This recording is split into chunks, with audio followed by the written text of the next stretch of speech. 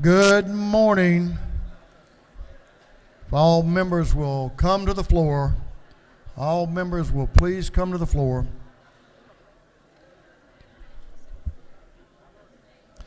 The hour for convening having arrived, all members, please come to the floor and take your seats. All members. Mr. Clerk, will you ring the bell?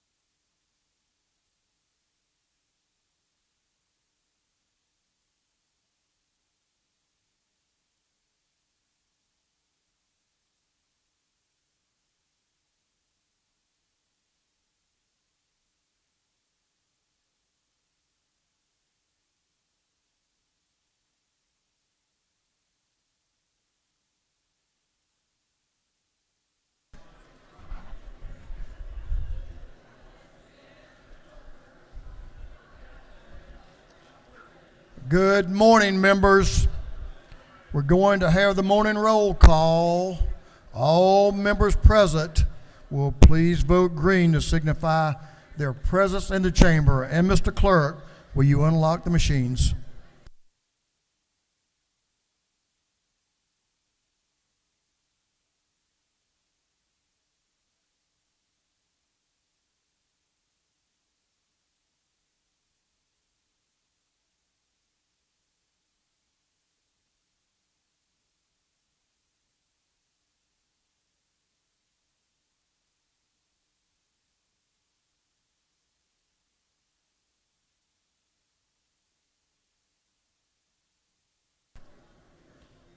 Have all members voted?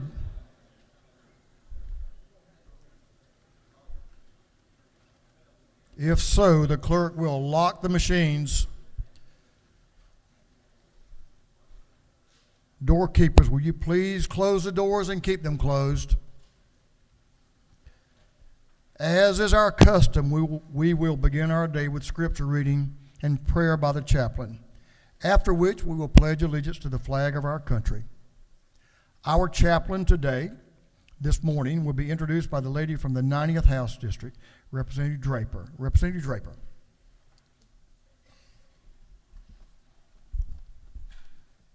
Thank you, Mr. Speaker. Good morning, colleagues. It is my honor to introduce to you today Reverend Andromeda Woodworth. Reverend Woodworth is originally from Atlanta proper and graduated from Grady High School, now Midtown High, and Oxford College, Emory College, and the Candler School of Theology, all of Emory University. Andy is an ordained elder in the United Methodist Church and has served churches in various roles in Aragon, Rome, and helped found Neighborhood Church in Atlanta in 2016 alongside her co-pastor, Angie. Andy has 3 brilliant and creative children, Danny, who is 14, Cameron, who is 13, and Charlie, 12, and they are all joined us today up in the gallery. Andy loves, thank you.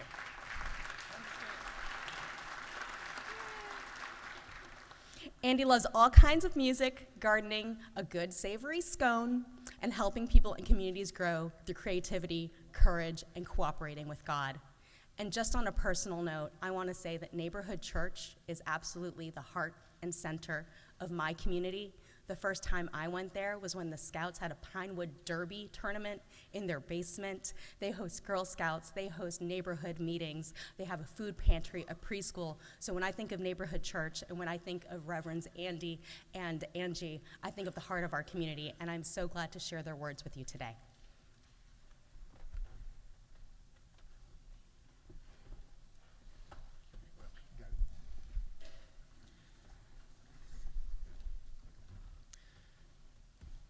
Good morning.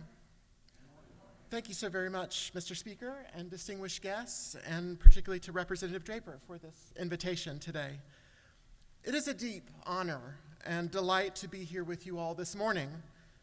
So, right after college, I was a part of something called the Georgia Cracker Crumble. It was a fundraiser event that was held for many years by the Georgia Press Association, and I got to sing and act and portray some very prominent Georgia figures in little skits. And some of y'all might remember that event. I don't believe it's held any longer, but there were many legislators and other leaders that attended this fundraising event. So I feel somewhat at home in a room just like this one with you or perhaps some of your colleagues. We might recognize each other from those days, perhaps, but probably not. I got cuter since then. As I was preparing for this moment, I remembered the little rhyme that my grandmother taught me in the little Methodist church in New Bern, Georgia, where they lived. The little rhyme went like this. You probably know it. This is the church, this is the steeple. Open the doors and see all the people. Now, I learned this when I was very young. I feel like it was deeply embedded in my heart. And I bring this up because I have come to claim that last phrase, open the doors and see all the people, as a motto for my ministry and as a framework for my practice as a pastor. See all the people. I have tried in my years of ministry to see the people in front of me as people, as human beings, whether they were legislators or governors, whether they were bishops or they were atheists, whether they were unhoused or hospitalized or in line to be canonized. I have tried to see the people in front of me as human beings, worthy of being seen as fully human. So I am delighted to see and be invited by Representative Draper, who is a neighbor of ours. She lives right around the corner from my family in Atlanta. But before I lived in Atlanta, we lived across the street from Representative Dempsey in Rome. And so we have been neighbors too.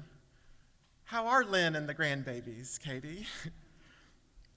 And my family is from the very corner of Morgan County, where my parents now live in our family farmhouse. I've spent time with other family members in Metter and in Dahlonega, and I lived for a time in Oxford and in Polk County. In all of these places across our wonderful state, I have seen so many people. As different as we were all loved by God. And all of us are fully human, deserving of the things that we need to thrive. I want you to know that I see you as fully human. I want to invite you to join me in what we call, in my tradition, a spiritual discipline. And this discipline is to try to see all the people as we are, not as we might imagine us to be. See, I know that the labels that we put on other people, even the roles that we step into, can in some ways be dehumanizing. As a pastor, I can be seen as superhuman or super holy. Y'all, I love Jesus, but I cuss a little bit sometimes. And as lawmakers, I can imagine people see you in ways that look right past who you really are. The nature of our contentious political and social life means that we see the little letter after people's names, or we see skin color, or we see a rainbow pin, or a team jersey, or what kind of truck they're driving, and we begin to make assumptions about people, assumptions that can even in tiny ways cause us to begin to see those other folks as slightly less human than we are. In my Christian tradition, we remember that when Jesus was asked what the greatest commandment was, he said, and this is a paraphrase from Matthew 22, the first thing is you should love the Lord your God with all of who you are, and the second is right there with it. You must love your neighbor as yourself. Y'all, it's very hard to love your neighbor if you don't really see your neighbor. To see your neighbor not as an opponent or a target or even as an opportunity, but to see them for their humanity, made and beloved by the divine. Y'all, I don't know all of your stories. I would love to hear them if we ever get a chance to share them with each other. But I do know that we all come from all over this great, diverse, and creative and boisterous state. And I would invite all of us to see more of the people of Georgia as we are, not as we imagine us to be. I'd love to go on a walk on the Beltline with you sometime here in Atlanta, or to ride around with you in your community if we ever get a chance, to see more about how the people of Georgia are in 2024. Surveys and polls and town hall meetings can only show you so much. Sometimes you need to do what's called a windshield survey. You need to get in a car and drive around, or get out and walk around and see and listen and notice how things are on the ground.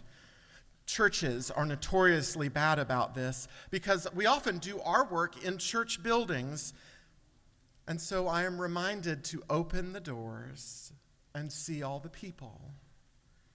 I'm sure that legislators never, ever get stuck in offices or meetings more than you would like. How can you open the doors and see all the people? All the people. Because while some of us are just fine, some of us are scared, angry, and feel more and more hopeless, more and more disconnected from solutions to the stuck places of our lives. It is hard out here, y'all. And if you don't know that, let me take you on a tour just down the street. And y'all, I know and I trust and I see that it is hard in here too. Maybe you are scared, or you are angry, or you feel hopeless. It doesn't hurt to admit this. As author Bell Hooks said, learning how to face our fears is one way that we embrace love. So maybe you are resolved to embrace love and to face the work in front of you. But however you show up here today, you are not alone. You have been sent here by the people of Georgia for a purpose, to work for a better Georgia for all the people, inclusive of our economic status, our educational attainments, our gender, our race, our sexuality, our religion, our age, our backgrounds. Saint Irenaeus of Lyons is attributed with saying, "The glory of God is human beings fully alive." And so I invite you to see your work here as holy work, to bring delight to the divine by helping your neighbors find full, whole, real, happy life. May your work here today for the rest of your time in this house be to love your neighbors and to help them become fully alive, healthy, whole, and free. Friends, open the doors. See all the people, and love your neighbors as you love yourselves. Even Jesus said that all the law and the prophets depend on this. Friends, will you pray with me? And let's stand. Friends, let's take a deep breath together.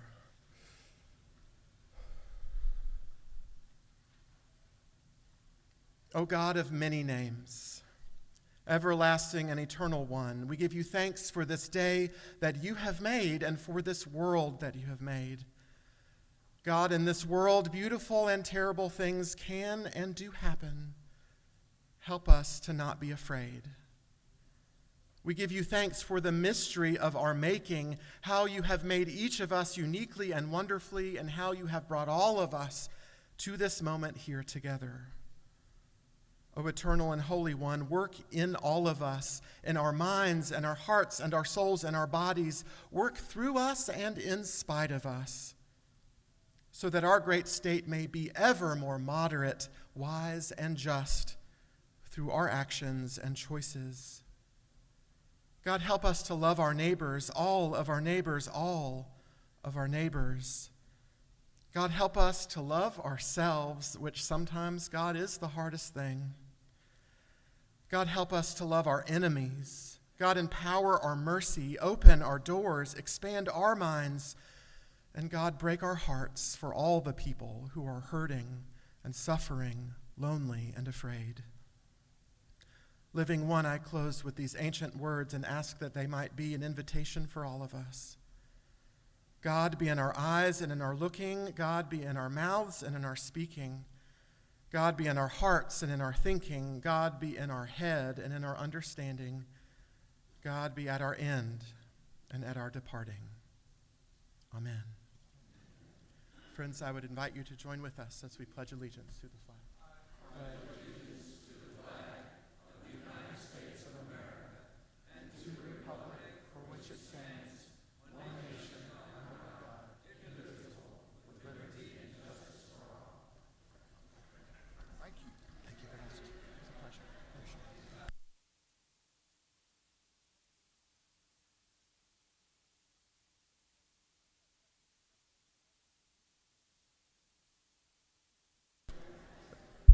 Doorkeepers, you may unlock the doors.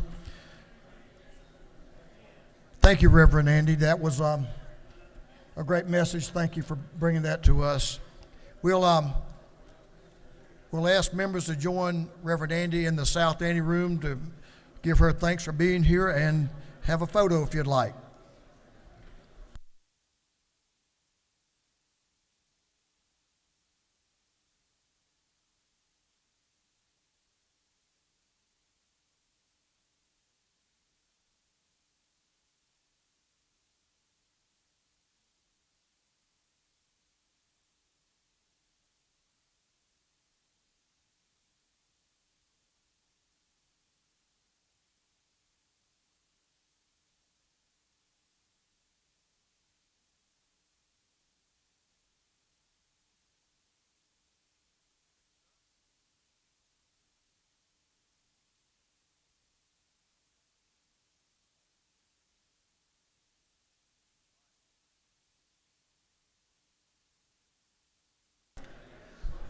Members, our doctor of the day is brought to us by Representative Esther Panich.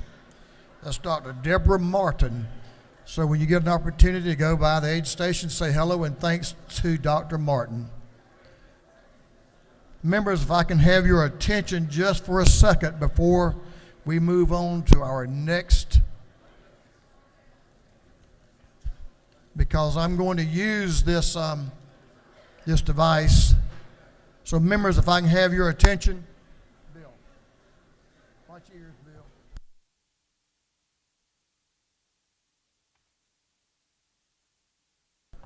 For you members who've been here for a number of years, you may notice and recognize that ring. I'm going to do it again in just a few minutes. But our gavel and block today belong to Speaker Tom Murphy. This is the 100th anniversary of his birth. And we're going to have Representative Tyler Paul Smith is going to speak to that in a few minutes, not right now, when we get on to morning orders. But I'll let you hear it one more time.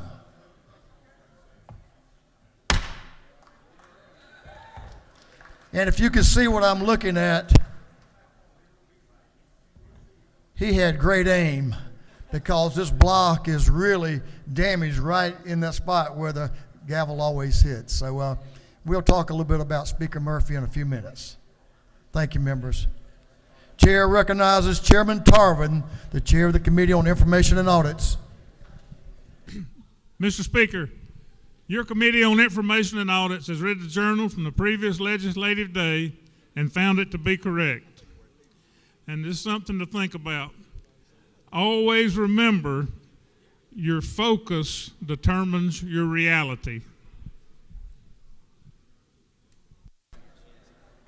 Mr. Chairman, I think you're spot on again today. That is definitely very, very wise. Chairman Tarvin, the chair of the Committee on Information and Audits, reports that the journal of the previous legislative day has been read and found to be correct. Is there any objection to dispense with the reading of the journal? The chair hears none. The reading of the journal is dispensed with. Is there any objection to the confirmation of the journal? Chair hears none, and the journal is confirmed.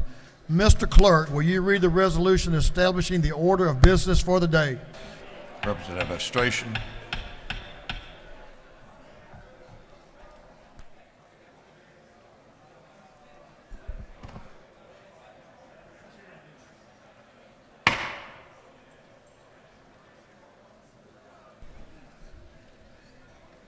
Members, you may need to take some of those important conversations to the anteroom.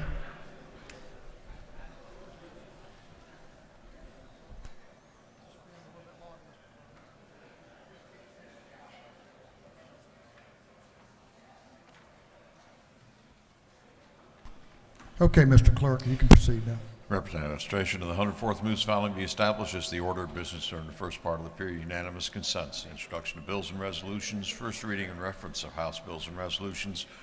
Second reading of bills and resolutions. Reports of standing committees. Third reading and passage of uncontested local bills and resolutions. Morning orders. Is there any objection to the adoption of the resolution establishing the order of business for the day? Chair hears none, and the resolution is adopted. Mr. Clerk, first reading of bills and resolutions. Clerk will read. House Bill 1466 by Representative Gullett of the 19th, New of the 64th, Smith of the 18th, Kelly of the 16th, Momptahan of the 17th. Bill be titled an act to amend the act creating the State Court of Paulding County. Intergovernmental coordination. House Bill 1467 by Representative Hawkins of the 27th. A bill be titled an act to amend the act creating a new charter for the city of Gillsville. Intergovernmental coordination. House Bill 1468 by Representative Saines of the 180th. A bill be titled an act to authorize the governing authority of Camden County to levy an excise tax. Intergovernmental coordination. House Bill 1469 by Representative Gamble of the 15th and Scoggins of the 14th. Bill be titled an act to authorize the municipal court of the city of Emerson to charge a technology fee. Intergovernmental coordination. House Resolution 1414 by Representative Smith of the 18th and Huddleston of the 72nd, a resolution recognizing Mr. Mason Maisie Aubrey McIntyre and dedicating a bridge in his memory. Transportation. House Resolution 1415 by Representative Dempsey of the 13th, a resolution recognizing Mr. C. Max Tolles and dedicating an intersection in his memory. Transportation. That completes first readers. Second reading of bills and resolutions. The clerk will read. House Bill 1456 by Representative Smith of the 18th and Huddleston of the 72nd, a bill to amend an act to provide a new charter for the city of Mount Zion. House Bill 1457 by Representative Townsend of the 179th, a bill relating to the imposition rate, computation, exemptions, and credits. House Bill 1458 by Representative Jaspers of the 11th, a bill to amend an act creating the Board of Commissioners of Pickens County. House Bill 1459 by Representative Campbell of the 171st, Dickey of the 145th, Green of the 154th, a bill relating to exemptions for agricultural operations, establishment of the Georgia Agricultural Trust Fund, audits, and annual report. House Bill 1460 by Representative Gaines of the 120th, Donahue of the 31st, Irwin of the 32nd, and Persinger of the 119th, a bill to amend an act providing a homestead exemption from City of Commerce Independent School District ad valorem taxes. House Bill 1461 by Representative Gaines of the 120th, Donahue of the 31st, Irwin of the 32nd, Persinger of the 119th, the bill to amend an act providing a homestead exemption from all Jackson County ad valorem taxes for $10,000 of the value of the homestead for certain residents of that county. House Bill 1462 by Representative Thomas of the 65th, Glaze of the 67th, Jackson of the 68th, Olalier of the 59th, Maynard of the 56th, and others, a bill to amend an act to incorporate the city of Chattahoochee Hill Country. House Bill 1463 by Representative Thomas of the 65th, Glaze of the 67th, Jackson of the 68th, Olalier of the 59th, Maynard of the 56th, and others, a bill to authorize the governing authority of the city of Chattahoochee Hills to levy an excise tax. House Bill 1464 by Representative Thomas of the 65th, a bill relating to the establishment of the low THC oil patient registry. House Bill 1465 by Representative Reeves of the 99th, Braun of the 97th, Morin of the 96th, Clark of the 100th, Mogal of the 105th, and others, a bill to amend an act creating a new charter for the city of Duluth.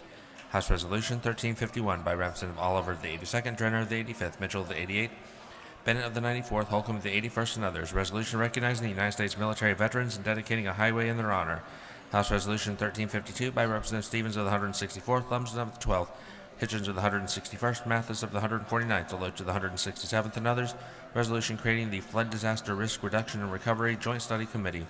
House Resolution 1353 by Representative Stevens of the 164th, Lumsden of the 12th, Hitchens of the 161st, Mathis of the 149th, Deloach of the 167th, and others. Resolution creating the House Study Committee on Funding for Flood Disaster Risk Reduction and Recovery. House Resolution 1354 by Representative Stevens of the 164th, Gilliard of the 162nd. Resolution creating the House Coastal Area Regional Workforce Mobility and Connectivity Study Committee. House Resolution 1355 by Representative Collins of the 71st, Huddleston of the 72nd, Smith of the 18th, Smith of the 70th, Burns of the 159th. Resolution honoring the life of Mr. James Richard Smith and dedicating an intersection in his memory. House Resolution 1356 by Representative Thomas of the 21st, Sains of the 180th, Newton of the 127th, Lawton of the 131st, Jaspers of the 11th, and others. Resolution expressing concern about the potential adverse effects, regulatory overreach in the chemical industry. House Resolution 1357 by Representative Fleming of the 114th. Resolution honoring the lives of Lieutenant Colonel Benjamin Fred Christian and Mrs. Sandra Kitchens Christian, dedicating a roundabout in their memory. House Resolution 1358 by Representative Buckner of the 137th, Hughley of the 141st, Smith of the 138th, Reese of the 140th. Resolution recognizing Medal of Honor recipient Colonel Ralph Puckett Jr., dedicating a roundabout in his honor. House Resolution 1359 by Representative Thomas of the 65th. Resolution urging the state of Georgia to recognize cannabis as a vital mechanism to alleviating the opioid crisis in the state. House Resolution 1360 by Representative Dempsey of the 13th, Hawkins of the 27th, Cooper of the 45th, Owl of the 50th, Gamble of the 15th. Resolution creating the House Study Committee on Alternatives to Opioids for Pain Management. House Resolution 1384 by Representative Blackman of the 146th, Evans of the 57th, Martin of the 49th, Knight of the 134th, Stenson of the 150th, and others. Resolution creating the House Study Committee on Assessing the Semester and Quarter Systems at USG and TCSG institutions. House Resolution 1385 by Representative Moore of the 91st, Crawford of the 84th. Resolution supporting the renaming of Shoal Creek Park 3 to the John Evans Legacy Park. 3 second readers.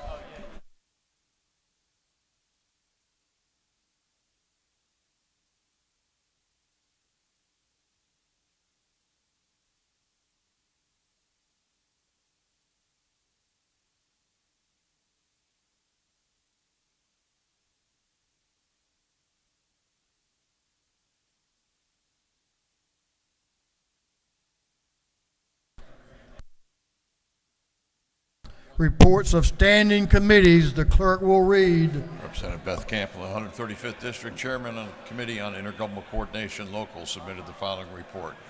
Mr. Speaker, your Committee on Intergovernmental Coordination Locals had under its consideration the following bills of the House and instructed me to report the same back to the House with the following recommendation. House Bill 1346 do pass. House Bill 1445 do pass. House Bill 1449 do pass. House Bill 1450 do pass. House Bill 1451 do pass. House Bill 1455 do pass. Respectfully submitted, Representative Beth Camp of the 135th District, Chairman. That completes the reading of the reports of standing committees.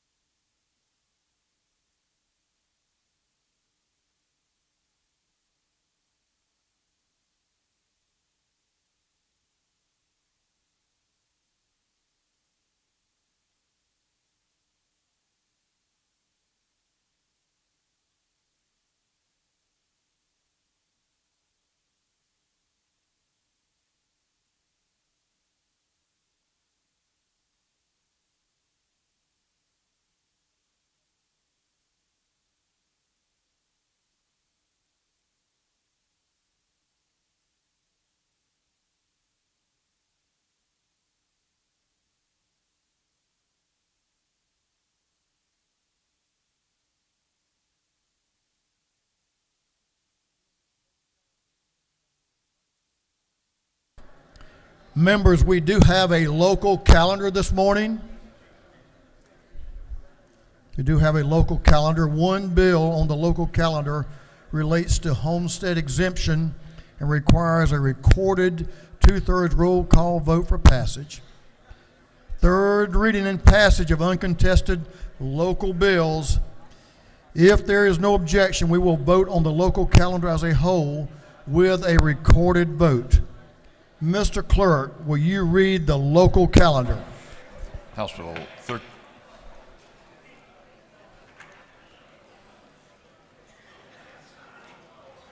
Proceed. House Bill 1346 by Representative Barton of the 5th Coosawattee Region. House Bill 1445 by Representative Taylor to the 173rd City of Thomasville. House Bill 1449 by Representative Collins, the 71st City of Villa Rica. House Bill 1450 by Representative Holly, the 116th Henry County. House Bill 1451 by Representative Franklin of the 160th City of Brooklet. House Bill 1455 by Representative Saints of the 180th City of St. Mary's.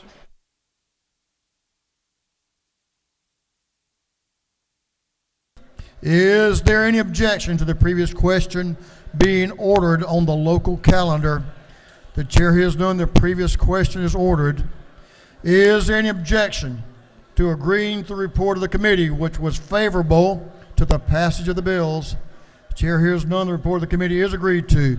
Shall these bills now pass? All those in favor of the passage of the bills on the local calendar will vote yes. All those opposed will vote no. And Mr. Clerk, will you unlock the machines?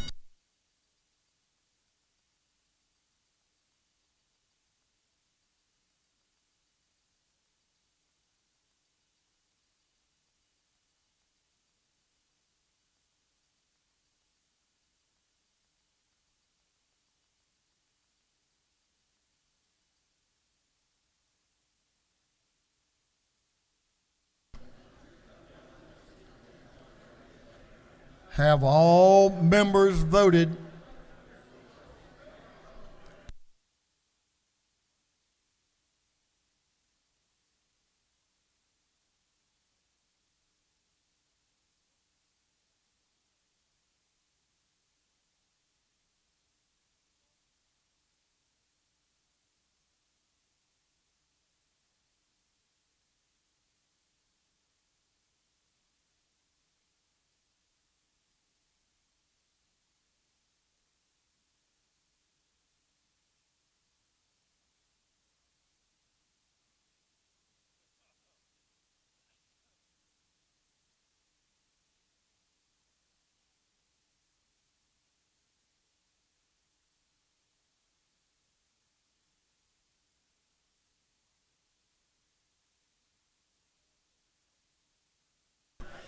Have all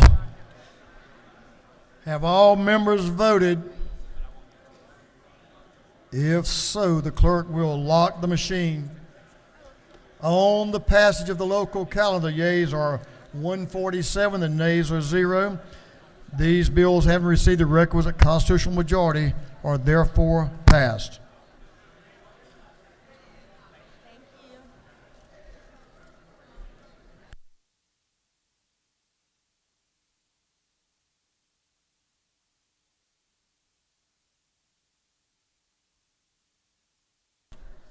Members, as we do from day to day, we have a whole slew of morning orders.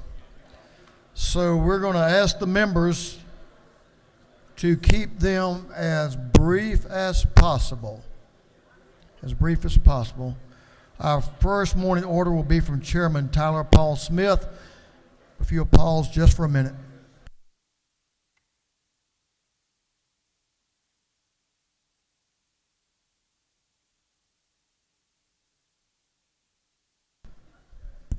Chairman Smith's morning order will relate to this gavel and this block.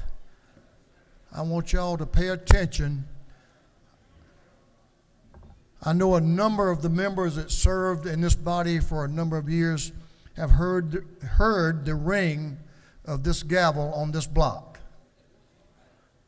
from Speaker Tom Murphy. I want to pause this morning also to thank Gerald Pilgrim, our own Gerald Pilgrim, who happens to own this gavel and block now and shared it with us today on this very important day. We all know that Speaker Murphy was a man of the people, served this state, his local community in numerous capacities during his tenure of public service. From what I hear, he was pretty stern, but he was about one thing. He was about the common man and the people of this state. He will be remembered for a long, long time. And one of my favorite sayings is, a story seldom told is soon forgotten. So let's tell Speaker Murphy's story over the years and the tremendous impact he had on this House. And I think all of you know he brought authority and power back to this House that had left us over a number of years. So a very important historical figure in the history of Georgia, but also in the prominence that the People's House plays in the lives of the people of this state. So if you will, I'm going to ask you to stand as Chairman Tyrell Paul Smith recognizes a great Georgian. Mr. Chairman. Thank you, Mr. Speaker. Good morning, ladies and gentlemen of this august body. Today it is a very humbling and true honor to commemorate the 100th birthday of Thomas B. Murphy. Mr. Speaker, ladies and gentlemen of this House, Speaker Murphy served in the House of Representatives during the terms of 5 governors from 1961 through January of 2003. During that period, he served continuously as Speaker of the House from December 19, 1973 through January of 2003, making him the longest-serving Speaker in the history of Georgia, and for many years, the longest-serving active presiding officer in any state legislature. Speaker Murphy was a member of the greatest generation, serving in the United States Navy in the South Pacific. Mr. Murphy, upon returning from his service in the Navy, went on to law school at the University of Georgia and came home to Bremen to practice law with his older brother James. There's a great biography on Speaker Murphy that I'll commend to each and every one of you. It's called Mr. Speaker by Mr. Richard Hite. I can remember reading this for the first time as a sophomore in college, getting to know Speaker Murphy better. Mr. Murphy was most definitely a titan.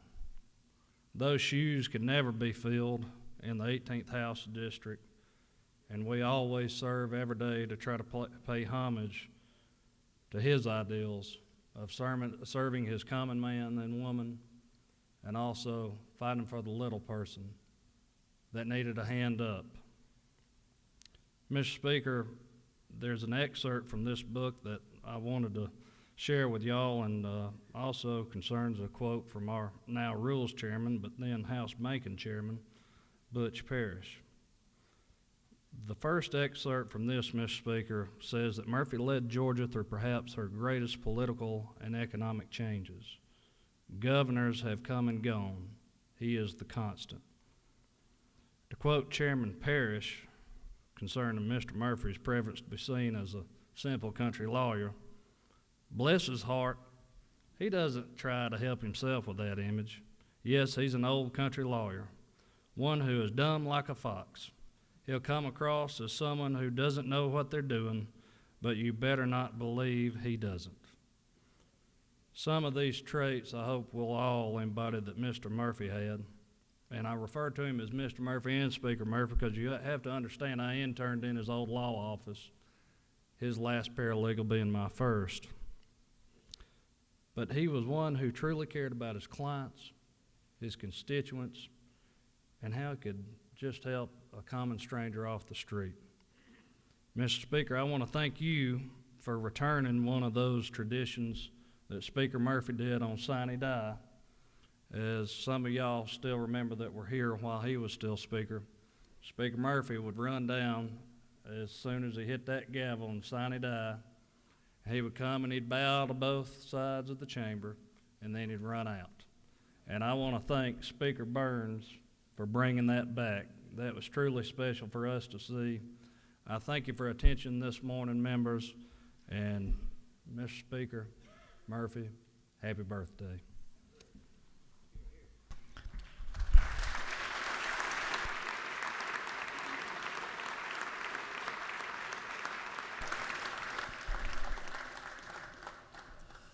Thank you, Representative from the 18th. I saw a lot of smiles on folks' faces who served with Speaker Murphy in this chamber. What a legend, what great wisdom, what a great impact he had on this great state of Georgia in a very, very positive way. Thank you for that remembrance. Chairman Stevens is recognized for a morning order. If you'll give the gentleman, do you have friends with you? Yes, sir. We have, this is hometown guy, so all of my Savannah delegation. former Savannah mayor. delegation. Thank you, ladies and gentlemen. If you will, we really have a star here today, and it's, we like to make known whenever we've got a homeboy that's really come and made us proud. We've got a Grammy Award winner with us today. Not one, not two or three, but 9 Grammy Awards. Ladies and gentlemen, the man I'm going to introduce you to today lived in Nashville, Tennessee. Started, once he left Savannah, Georgia, went to Los Angeles. But this gentleman has come back home, which is equivalent to a major economic announcement. He got his Grammy Award start at 4 years old whenever he played the drums at his grandmother's Pentecostal church. And Dave, where are you? Dave Cobb? If you'll stand up here, Dave, also with his wife, Lydia, is coming back home to Savannah, Georgia from Nashville, ladies and gentlemen. Music is coming back home. And I can tell you about all the movies and all the awards that he's won, but I'll just list just a few. Dave has included some of his albums that are 3 million sellers, I might add. Chris Stapleton, Brandy Carlisle, Greta Van Fleet, Sammy Hagar, Lady Gaga, Zach Brown, Bruce Springsteen, Dolly Parton, Zach Bryan, and many, many others.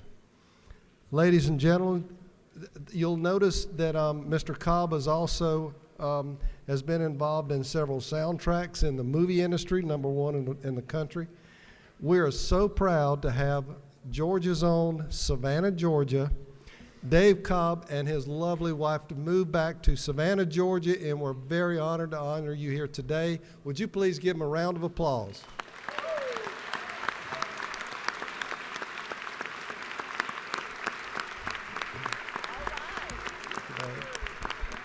We will have pictures in the anteroom. Thank you, Mr. Speaker.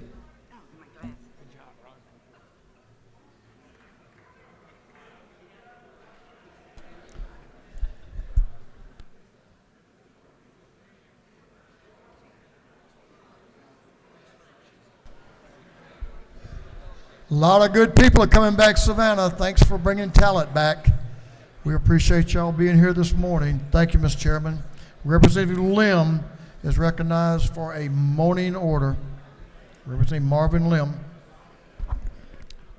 Thank you, Mr. Speaker. Today is Filipino American Day at the Capitol, and I'm so proud to celebrate with you all, along with our visitors in the gallery if they made it in. If not, that is cool. Fun historical fact, we are actually the first people from Asia ever to set foot in North America and the U.S. all the way back in 1587. Fast forward a few centuries, and Filipinos played a critical role in World War II. The U.S.-Philippine relationship is critical in peace and security in the East, and we have, of course, contributed significantly to many professions in America, like nursing and allied health. One last fun fact, our cuisine also boasts 2 of the 45 restaurants featured in the Michelin Guide for Atlanta, released last October. Okay, there we go. A few have made it in. And I encourage you all to check it out. It's a beautiful country of beautiful people, and we're very proud of our own contributions to American history. If we could take a moment to acknowledge our visitors. Rise and be recognized.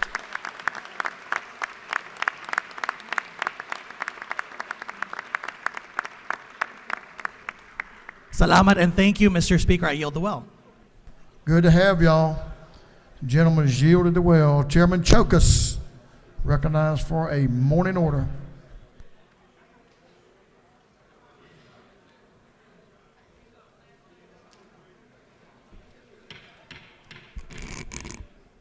Thank you, Mr. Speaker.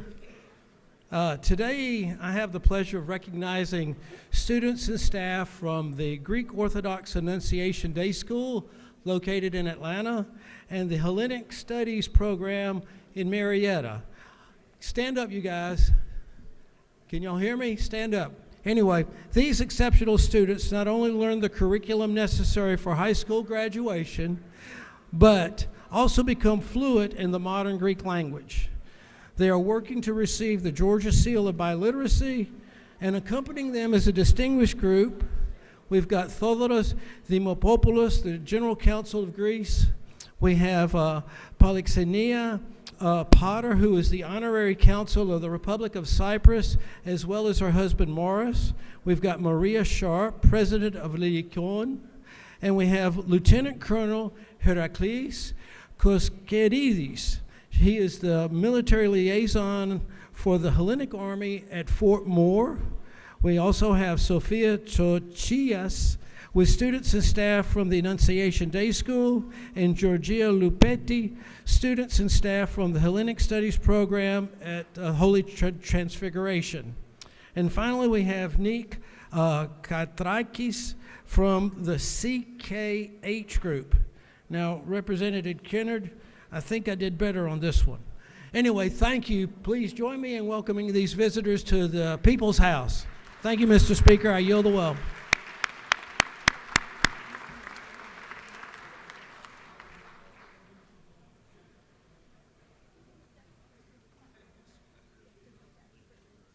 Representative Adenia and friends. There he is. Thank you, Mr. Speaker. Give him just a second. Get up here with you.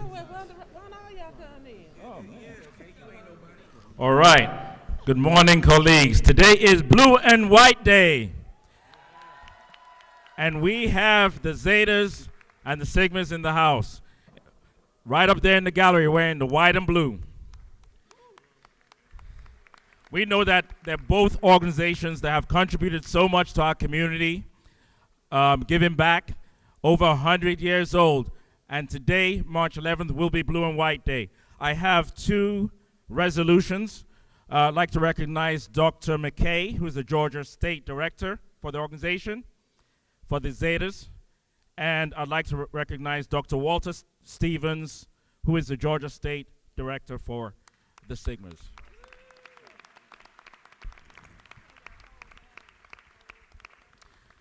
Please, can you meet me down in the anteroom for pictures?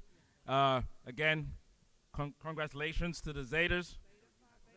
Oh, all right, they're correcting me here because I'm Zeta Phi Beta and Phi sorority and Phi Beta Sigma fraternity incorporated.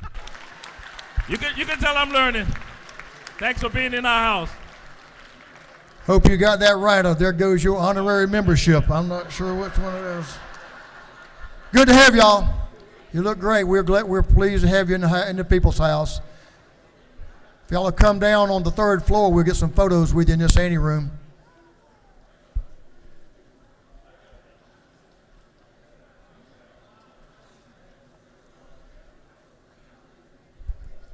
We have another good group coming down to the well.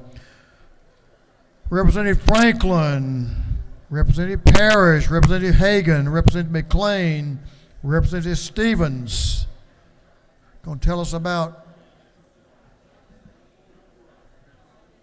something that's pretty awesome. I think I know a little bit about what you may talk about here, Representative. This is quite a record. If the gentleman will suspend just for a minute.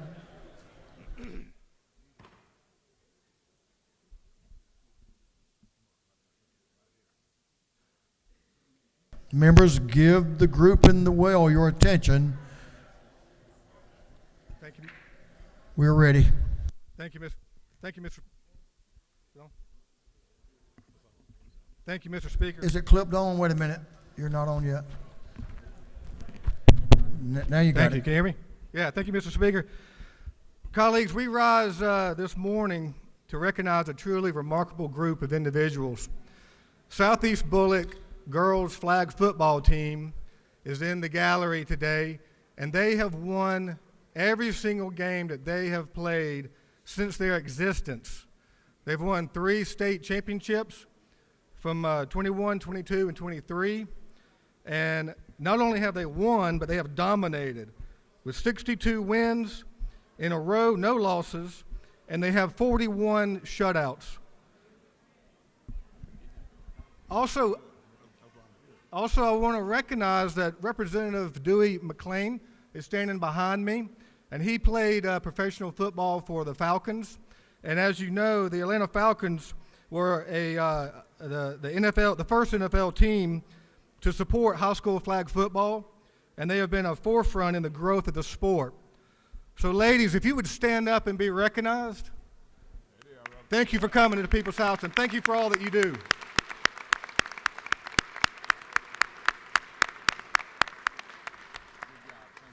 If you don't mind, we'll come down and maybe get a picture a little bit later on today. Thank y'all. So how many is that they've won? They won 3 state championships. So we're going for the 4-peat now. Y'all have gotten the 3-peat. Congratulations, y'all. That's an awesome record. That's right. It's good to have you all the way up here from Brooklet, Georgia. Thank y'all. Thank you, Mr. Chairman and Mr. Representatives. Chairman Stevens, you have you've already done one this morning. You need to do another.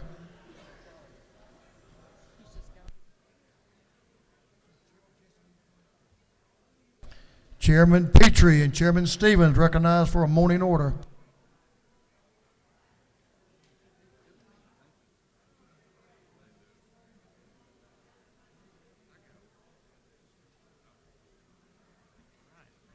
Thank you, Mr. Speaker. Mr. Speaker, we'd like to recognize today a couple of groups that are with us from Bryan County today, and I'm going to ask y'all to stand up. Combat Boots to the Boardroom. Miss Lynetta Smith is here. This is a nonprofit based out of Bryan County that helps veterans transition from military service into the workforce. We're proud to have them with us today. And also Prosper, which is a veteran and youth program. Y'all are here as well, right? We also have, lastly, a group of students from Bryan County High School. Are they among anyone else here? Right here? Very good. Great to have y'all here today. Welcome to the People's House. Can't forget your roots, can you? Thank you, Mr. Speaker. Bryan County, a couple of good things going on in Bryan County. It's good to have y'all. We always like it when Southeast Georgia folks come to the Capitol. Hope you have a good day. Let us know what we need to do for you. Welcome. Representative Gilliard and Representative Sharper. Chairman Gilliard and Representative Sharper is recognized for a morning order.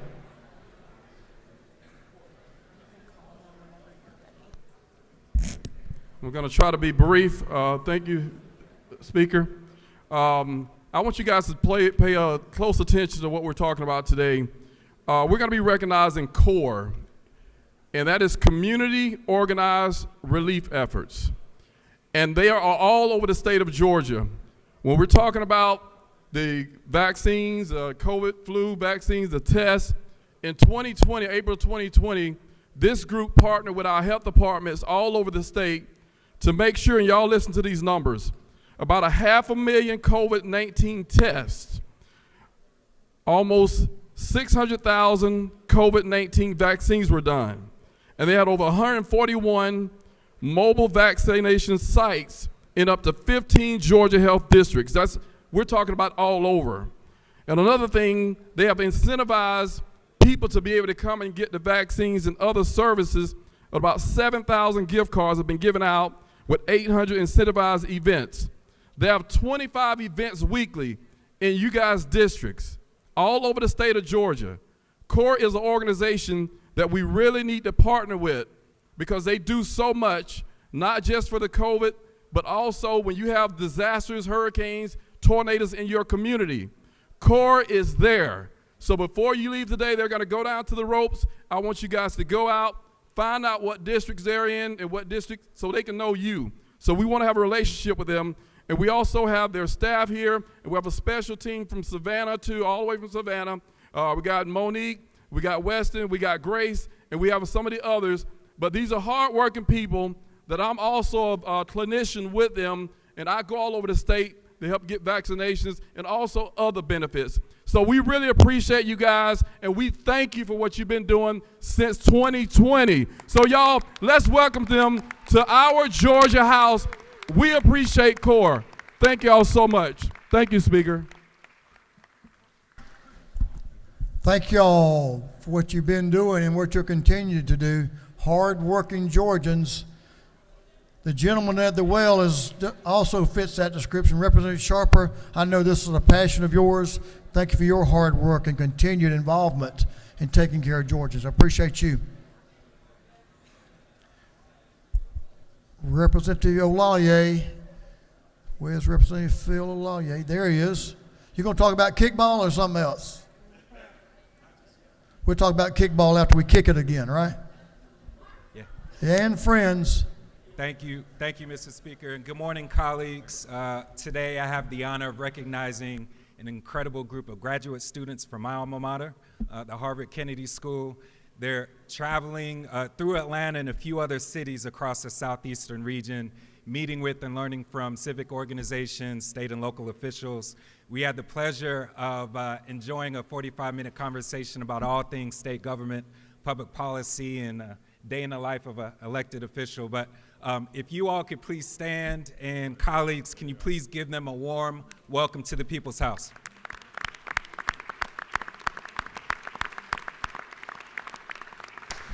Thank you, Mr. Speaker. I yield the well. Welcome. Good to have y'all. We appreciate you, Representative Olalier. Chairman Hawkins, recognized for a morning order.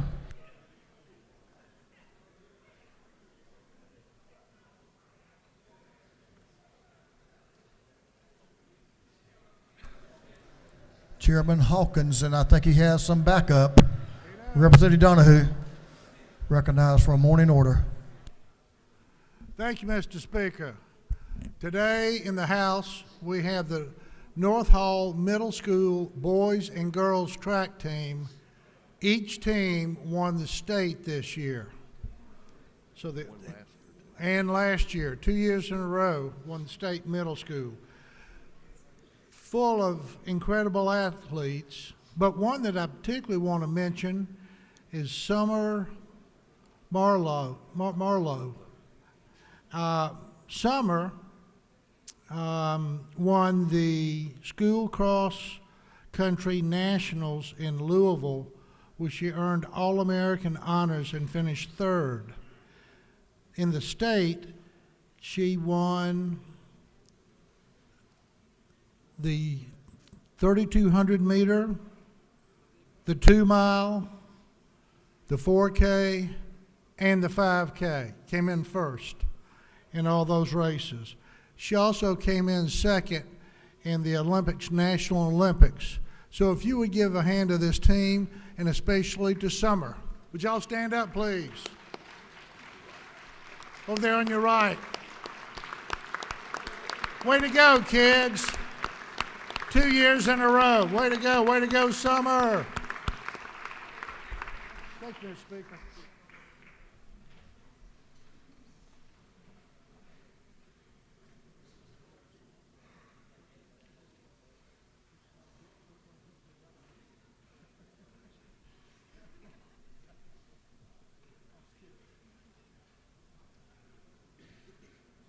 Chairman Noel Williams is recognized for a morning order. Thank you, Mr. Speaker. Members of the House, I would like to recognize Leadership Crisp. If y'all would please stand. It's about 20 strong that got up this morning and came up to the People's House, and we appreciate y'all being here and just want to welcome y'all to Atlanta. Thank you.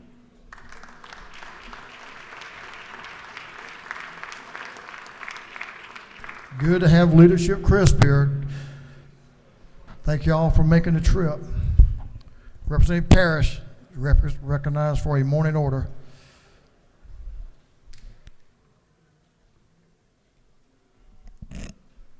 Thank you, Mr. Speaker. So today is PACE Center for Girls Day at the Capitol, March the 11th. And we have some of them in the audience today. Ladies, if you all would stand. So PACE serves throughout the Southeast with 23 communities across Florida, Georgia, and South Carolina. They've cared for over 3,000 girls, and their mission is that of counseling and education for high school girls and middle school, preparing them for careers, life skills, individualized development, approaches based on each girl's unique strengths, life experiences, and needs. So we want to really thank them for being here today. This is a very important organization, so important that March the 11th is PACE Girls Center for Girls Day at the Capitol. Thank you all so much for coming and being with us today.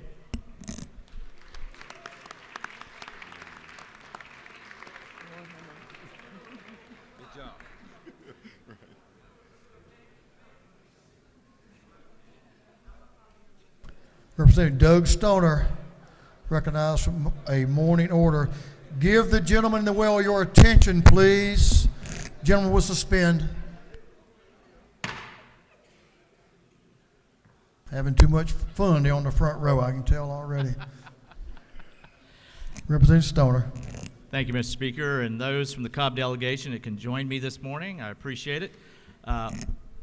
Want the House chamber here to recognize Miss Cobb County Teen for 2024. That is Carrington Manus, age 15, if she can stand, thank you. Recognize her, and she's going to be competing in June of 2024 for Miss Georgia Teen in Columbus, Georgia. So for my colleagues from Columbus, Georgia, they'll be coming down there in June 2024 to compete. Just a little bit about our representative here for the Miss Georgia Teen. She's in fact, her mother's here with her today. Shanti, if she can stand too, come on, Mom, let's stand up. All right. And just want to thank her and the stuff that Carrington's doing. She's a very involved young lady. She is a 10th grade honor student at Woodward Academy here in Atlanta, Georgia, with a career ambition to become an attorney. So guess what? There's several attorneys here in this chamber, so you can come down here one of these days and join them. And then she's also a member of the Teen Board for the International Dyslexia Association of Georgia and a member of the Buckhead Atlanta chapter of Jack and Jill of America Incorporated. And in her spare time, when she has any apparently, she can be found dancing competitively with her dance company, AREA, and debating with her school's debate team, or riding her bike around Metro Atlanta with her family. So this is a busy young lady. We appreciate her being here today, and thank you for all the work you do in our community. Thank you, Carrington.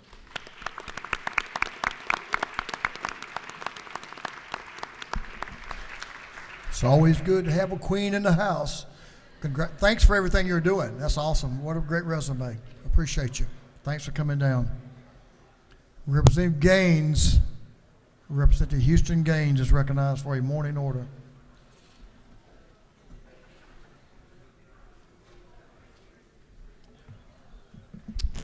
Thank you, Mr. Speaker. Today there's members of the American Heart Association, American College of Cardiology who are with us, and in particular I want to recognize Ron Corson, who is at the University of Georgia Athletic Department and just does a fantastic job for our student athletes at UGA. We also have Jonathan Kim.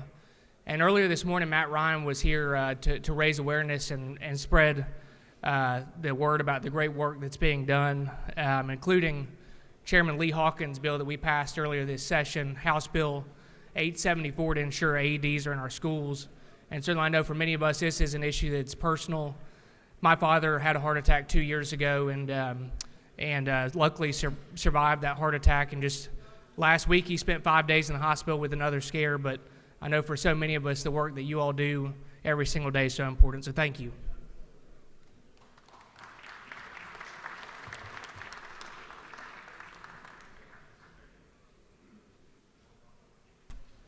Thank you, Mr. Representatives. Chairman Yurda, recognized for a morning order.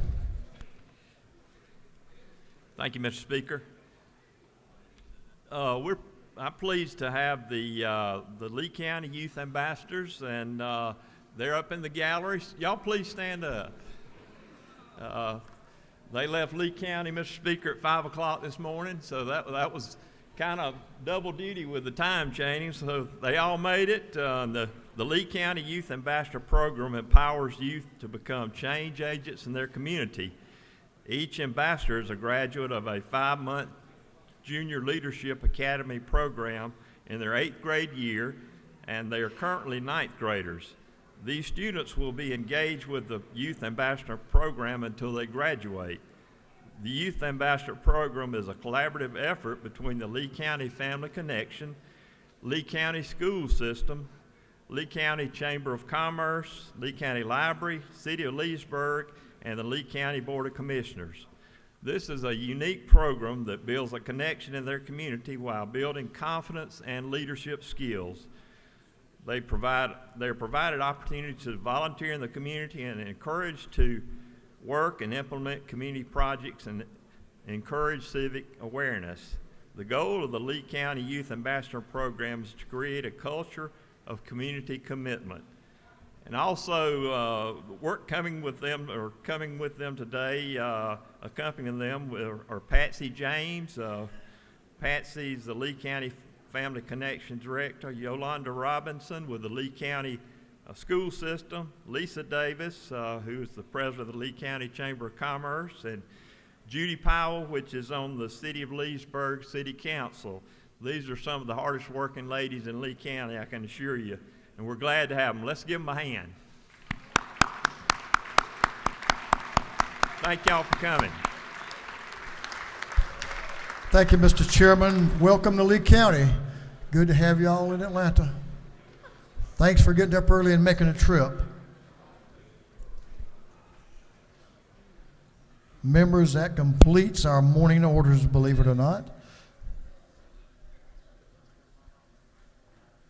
We have one more special morning order. I'm going to ask the members to please come into the chamber and give the member in the well your complete and full attention.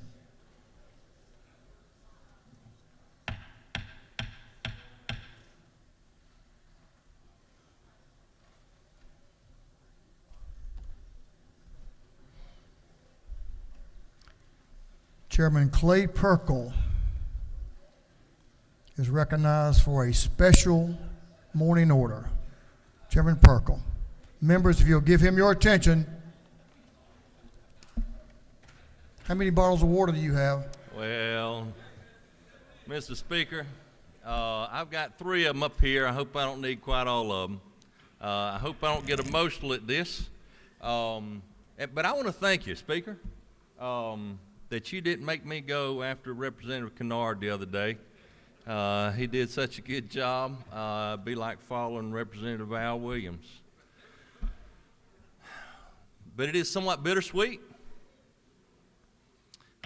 Most of you have heard that I did not qualify to run for re-election. And some of you might say that I have never been qualified to run for election. Not me. When I did qualify, it was a calling. It's one of these last-minute deals, and I rushed to Atlanta. And honestly, I did not know what being qualified to run for office meant. So on the way up, I'm thinking of how many counties are there in the state? How many House reps are they? What are their terms? I was thinking of questions that, like an IQ test, to qualify to run for office, and I did not know if you had a pulse and $400, you were qualified for this job. It has been an honor to serve with you. Each of us makes sacrifices to play this role. Mine has been a shared one. My dad has held the farm together for almost 10 years while I served here. My mom kept me engaged in the community. You know how moms do. Clay, you need to be at this festival. Clay, you need to go to this meeting. Clay, you need to be involved. And my wife, Sharon, she kept our home intact. Lots of sacrifice while I was up here. And not one time did she complain. She's very supportive in my endeavors. And though my kids are now grown, it has been the honor of my life to be their dad. Andrew, Deanna, and Nathan.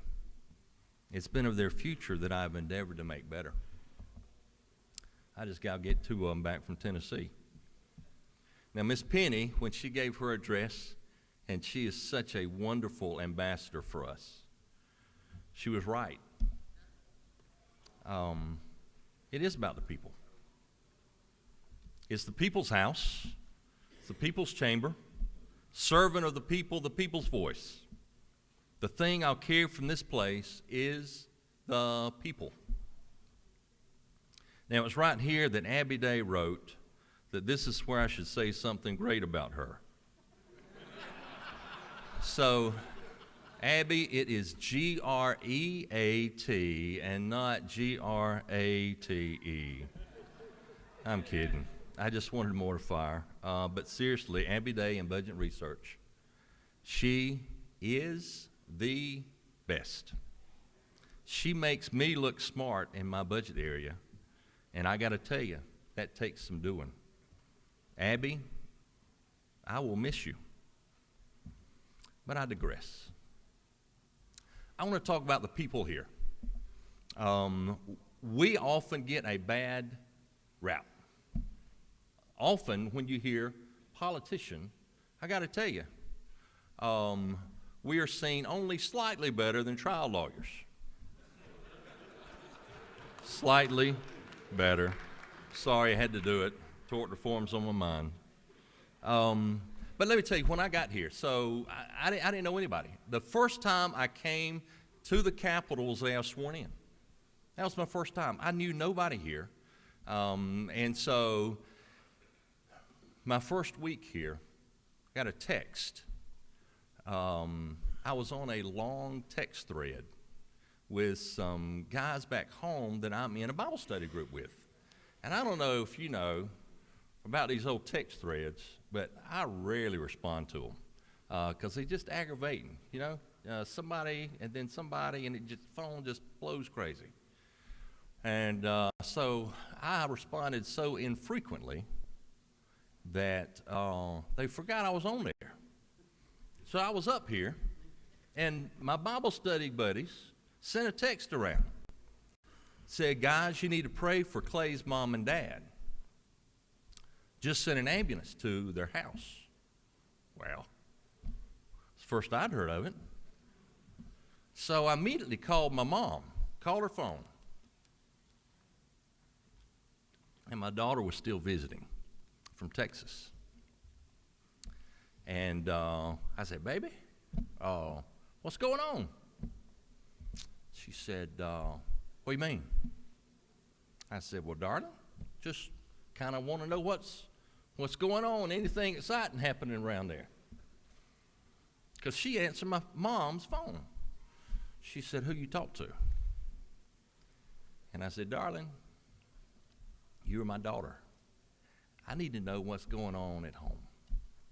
She said, well, Granny, that's my mom, has had a stroke. Slurring her words, can't move her right side. And she said, the ambulance is here.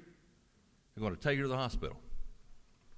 And I said, well, I'm on my way. And she said, Granny said not to come. She said, some of you got mamas like that. She said, she knows you're busy. And she didn't want to bother you. I said, well, darling, I'm a grown man. I get to decide when I come home and check on mama. So that's not up to you anymore. I didn't know. Honestly, I thought you might have to, like, punch a clock or something to get out of here and go home. Had no idea. And so I saw a couple of people, and I said, listen, my mom's had a stroke. I'm headed home. And they said, of course that's what you should do. So what I did not know, they didn't know me, certainly didn't know Mom, but they began to gather in groups.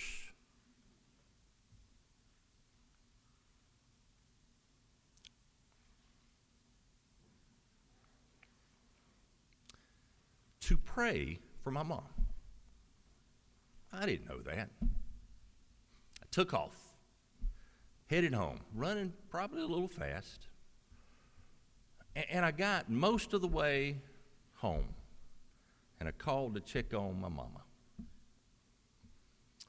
And my daughter answered the phone again, and she said, you know, it's amazing that, so apparently this drug that they give you when you have a stroke, it's kind of art and science. It's kind of both. So there's a golden window that you got to put it in, and if you give too much, you bleed out. If you don't give enough, then the clot sets. So we don't have a neurologist in Tifton.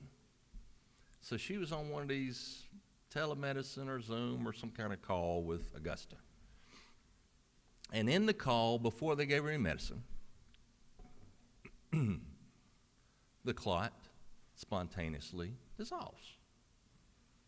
Now she could talk, she could move. Now she's mad as a wet setting hen that they won't let her go home. She's just mad now. And so I called back. I called Bruce. Called Bruce back. He's one of the ones I talked to. I said, Bruce, listen, my mama's okay. I don't know. Clot is gone. She can talk. She's mad. She's great. And Bruce said, don't let anybody ever tell you that miracles don't happen. He said, he told me that they had joined together and began to pray for my mom. Touched me. He said, the fervent, effectual prayers of a righteous man availeth much. That is who I serve with. It's about the people. And you touch my heart. But it's more than that. It's about relationships. If the only people you interact with here look like you, vote like you, talk like you, you are missing a treat. For example, there's no one in this body that I have enjoyed sharing a meal with more than Representative Al Williams and Representative Mac Jackson, who is not in the chamber right now, might I add. And if you throw in Al's wife, Miss Olivia, you got a real treat. She is a sport. She actually sent me a picture of her infamous pink tool belt that I've got on my phone if you'd like to see it later. But she's got to be a sport if she's married to Representative Williams. But the stories they can tell, it is just fascinating, and it's wow. Secondly, it's a little known fact that Representative Long Tran and not Whip Park is actually the stunt driver in this body. He actually is a real-life stunt driver and a wonderful guy. Representative Demetrius Douglas in the back, few people know this. He has a smile that's actually wider than his face. Particularly when he embarrasses you while you're in the well. Weed Owl sent me he showed me some thank you notes that some students that had been up here in a debate the other day, and one of the top highlights was the britches comment that Representative Douglas bantered back and forth. But I love him, and I'm grateful that he likes me enough to pick at me a bit. Representative John Corbett's one of my closest friends here. And he is the top bill signer in this body. He can't say no. If you look at the number of bills he's co-signed, he is the top bill signer in this body. And he's the second best fisherman in the boat when he's fishing with Laricia. So says Dominic. In fact, during COVID, they spent so much time down at Lake Eufaula, they could have voted in the local sheriff's race down there. Representative Jody Lott came in with me, and we're going out at the same time. She is special. She also happens to be the only member of my coffee crew that I had never voted against the measure she had brought. Thankfully, last week, I was able to rectify that with a no vote in committee on a bill that she brought that I just didn't like. Speaking of coffee crew, so we get here between 5 and 7 every morning. 5, John Corbett, 7, Jody Lott. We discuss upcoming bills and debate strongly the issues that will make this state better. Representative Todd Jones is a member of that crew. He's an entrepreneur. He's an attorney. In fact, he hid that fact from the speaker for years because he didn't want to be on judiciary. Amen. He is a kind, trustworthy, and I got to tell you, incredibly intense man who also happens to be the brightest light in any room. Speaking of bright lights, Representative Ridley.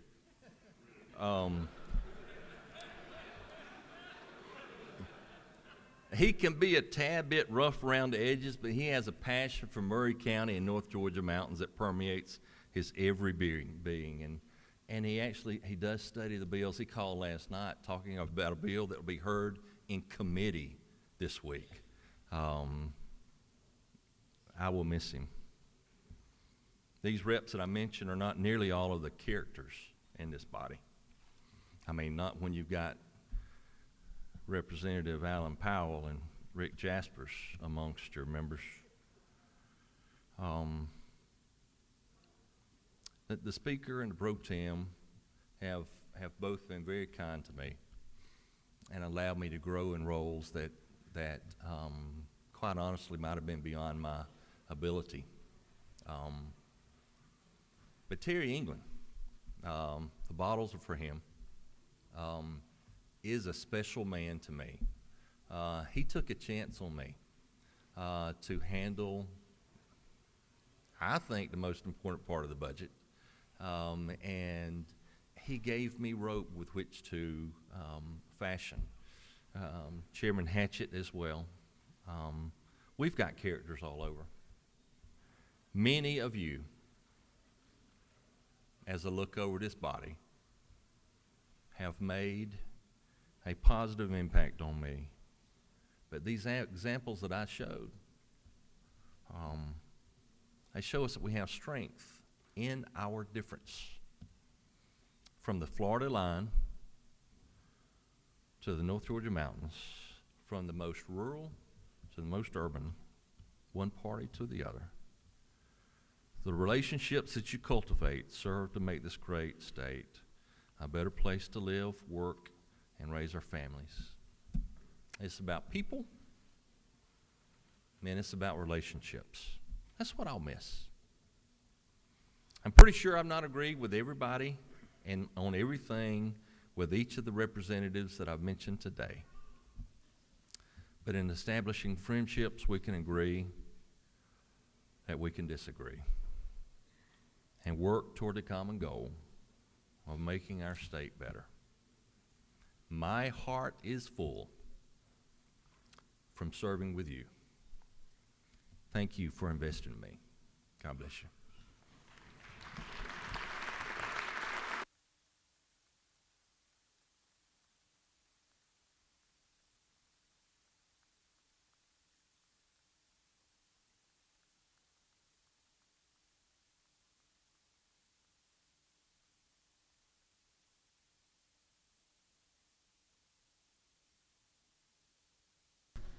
Thank you, members, for your attention.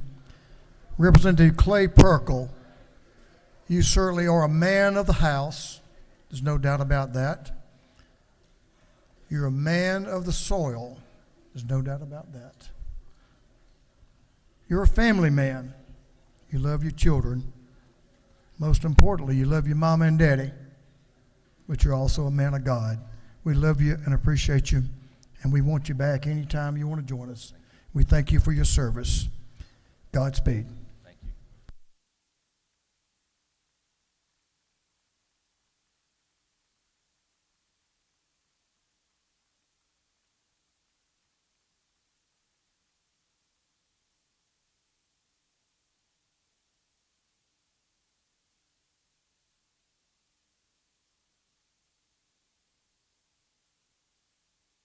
Members, we'll move on to the rules calendar.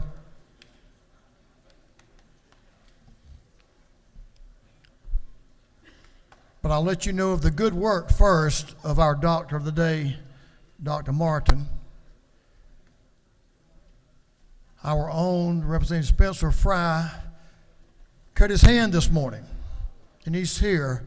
And on my orders, the doctor sewed his hand up with no anesthesia. So we wanted to, but he's going to be fine. There it is right there, 5 stitches. Our doctor today took good care of him. So I hope you heal fast, Representative Fry.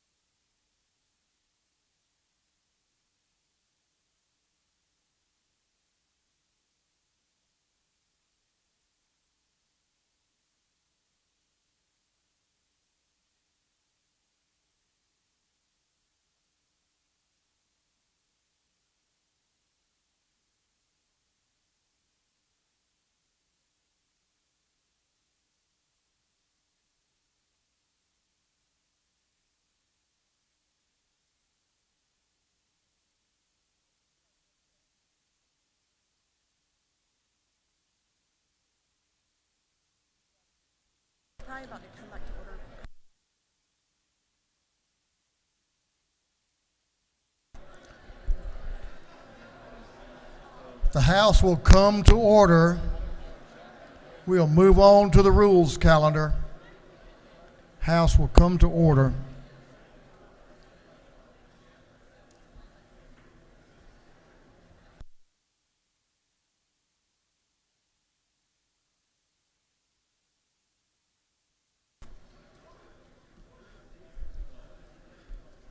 Members, I'll ask you to help me welcome an old friend, Representative Randall Mangum, to my left. Let's give Representative Mangum a warm welcome back to the House. Former Representative Randall Mangum. Good to see you, Randall.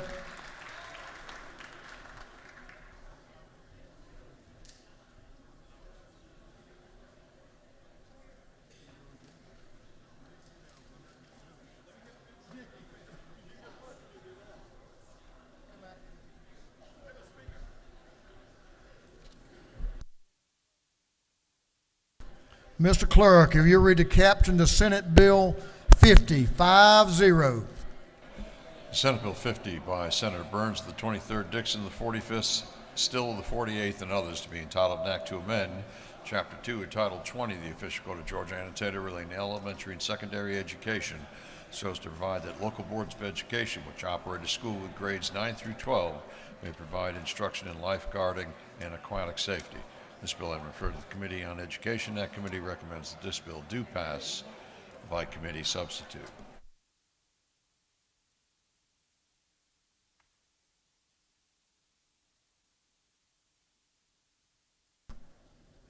House will come to order. We have several pieces of legislation we'll take up.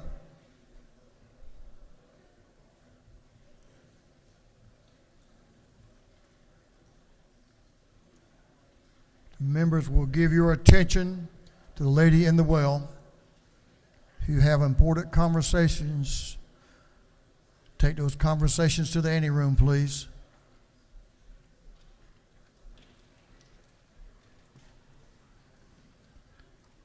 Representative Hagan is recognized to present Senate Bill 50. Ladies recognized. Thank you, Mr. Speaker. This is a bill sponsored in the Senate by Senator Max Burns. It came over and made it through our Education Committee, and the clerk summed it up very well when he read the caption. Beginning in the 2026 school year, local boards of education may offer curriculum in lifeguarding and aquatic safety.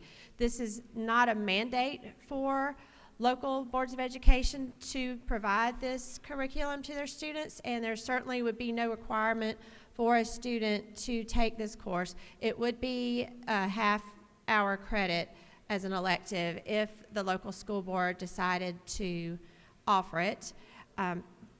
The only agency that is required to do anything here is our State Board of Education. They would be required to adopt content standards for this curriculum by January 1st of 2026, and then beginning the following school year, it could be offered should a local school board choose to do so.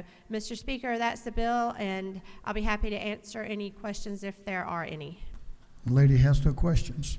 Thank you. I yield the well. She's Ask yielded for the your well. favorable consideration. And ask for favorable consideration. I'm sorry I interrupted you. Is there any objection to the previous question being ordered?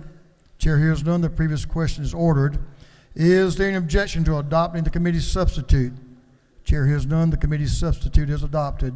Is there any objection to agreeing to the report of the committee which was favorable to the passage of the bill?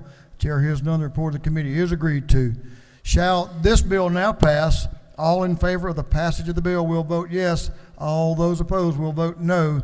And the clerk will unlock the machine.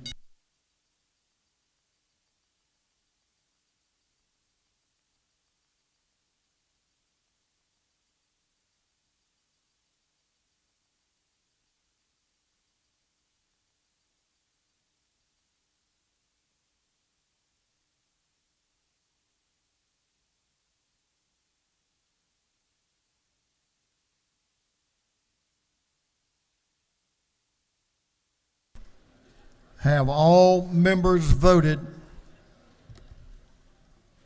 All members voted. If so, the clerk will lock the machine. On the passage of Senate Bill 50, the yeas are 163, the nay is 1. This bill, having received the requisite constitutional majority, is therefore passed. Mr. Clerk, will you read the caption to Senate Bill 335? 335. Senate Bill 335 by Senator Albers of the 56th, that Robertson of the 29th, Kirkpatrick of the 32nd, and others, to be entitled an act to amend Code Section 16:622 of the official code of Georgia annotated relating to incest, so as to expressly include relationship by adoption. This bill having referred to the Committee on Judiciary and Non-Civil, that committee recommends that this bill do pass. Chair Lady Ballinger is recognized to present the bill. Thank you, Mr. Speaker. This bill simply allows for adoption to be included in the definition of incest. I'll be happy to stand for any questions. Lady has a question. Representative Silcox, to your right, straight in the back.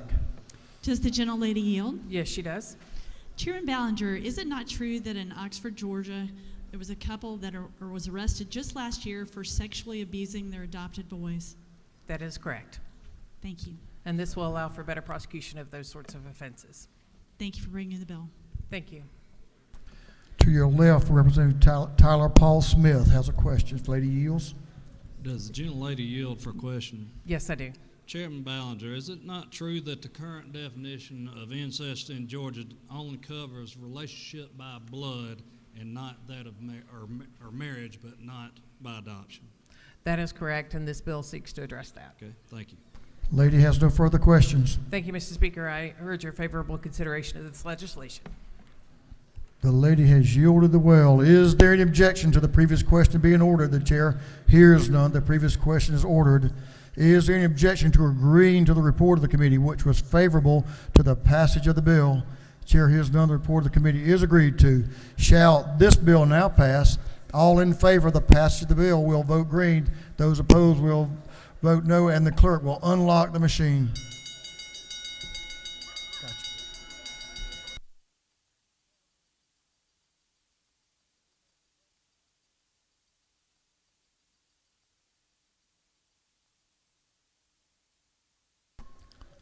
Have all members voted? For what purpose does Representative Mary Frances Williams rise? Mr. Speaker, this bill is not in our book. And so it's not in my book, it's not in Representative Camp's book. And I mean, I would like to see it before I voted on it.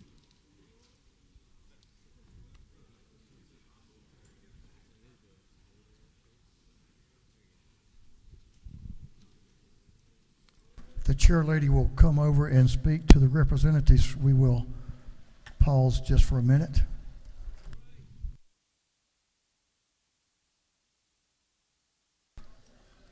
Do the other members have a copy?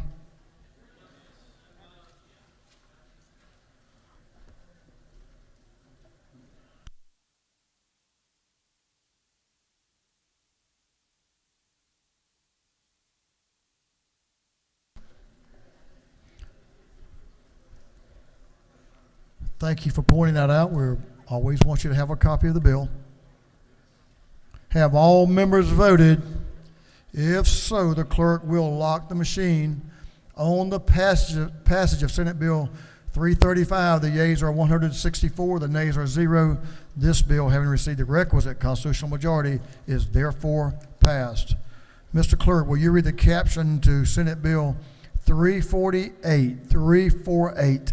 Senate Bill 348 by Senator Williams of the 25th, Watson of the 1st, Kirkpatrick of the 32nd, and others, being titled an act to amend Code Section 45:1624 of the official code of Georgia annotated relating notification of suspicious or unusual deaths, court-ordered medical examiner's inquiries, and written report of inquiry, so as to revise the period for which an individual had not been seen by a physician prior to death to be considered an unattended death. This bill having referred to the Committee on Health, that committee recommends that this bill do pass. Chairman Corbett is recognized to present Senate Bill 348. Thank you, Mr. Speaker. Members of the House, I bring before you today Senate Bill 348. All that we're doing is changing the time from 180 days to 60 days for a person that passes away to be deemed to have died unattended by a physician if the individual had not been seen by his or her physician within 60 days of their death. Then the medical examiner from their county would need to sign the death certificate. We're just changing who's able to sign that death certificate. And the example that Rick Williams used, he had a physical last June, perfect bill of health. November, he had a massive heart attack. He was still in that 180-day window, and it been up to the physician would want to sign the death certificate under the old way. This puts it within 60 days. It also, then if someone in a long-term care facility, it makes that time frame 90 days. If they've not seen a physician in 90 days, the medical examiner's wanting to sign the death certificate. And that's all we're doing. The coroner's responsibility does not change, and the Composite Medical Board is aware and approves this change. So, Mr. Speaker, if there are no questions, I would ask for everyone's favorable consideration. Gentleman has a question, if he'll yield. I'll yield. Chairman Collins, down the center aisle, is recognized for a question. Does my friend in the well yield? To my friend, I do. Is it not true that this bill is going to help a lot of families in a difficult time obtain a death certificate in a more timely manner by passing this piece of legislation? It absolutely will. Thank you for the question. Thank you for bringing this. I yield well, Mr. Speaker. Gentleman has no further questions. He's yielded the well. Is there any objection to the previous question being ordered? Chair hears none. The previous question is ordered. Is there any objection to agreeing to the report of the committee, which was favorable to the passage of the bill? The chair hears none. The report of the committee is agreed to. Shall this bill now pass? All in favor of the passage of the bill will vote yes. All those opposed will vote no. And Mr. Clerk, will you unlock the machine?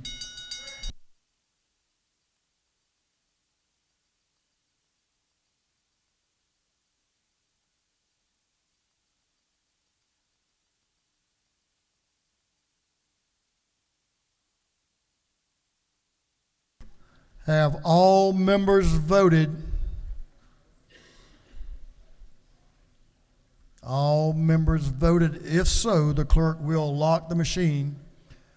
On the passage of Senate Bill 348, the yeas are 163, the nay is 1. This bill, having received the requisite constitutional majority, is therefore passed. Mr. Clerk, will you read the caption to Senate Bill 370? Senate Bill 370 by Senator Hodges III, Watson I, Albers the 56th, and others, to be entitled an act to amend Code Section 16-547 of the Official Code of Georgia, annotated, relating to posting model notice with human trafficking hotline information in business and on the internet. This bill has been referred to the Committee on Regulated Industries. That committee recommends this bill do pass by committee substitute.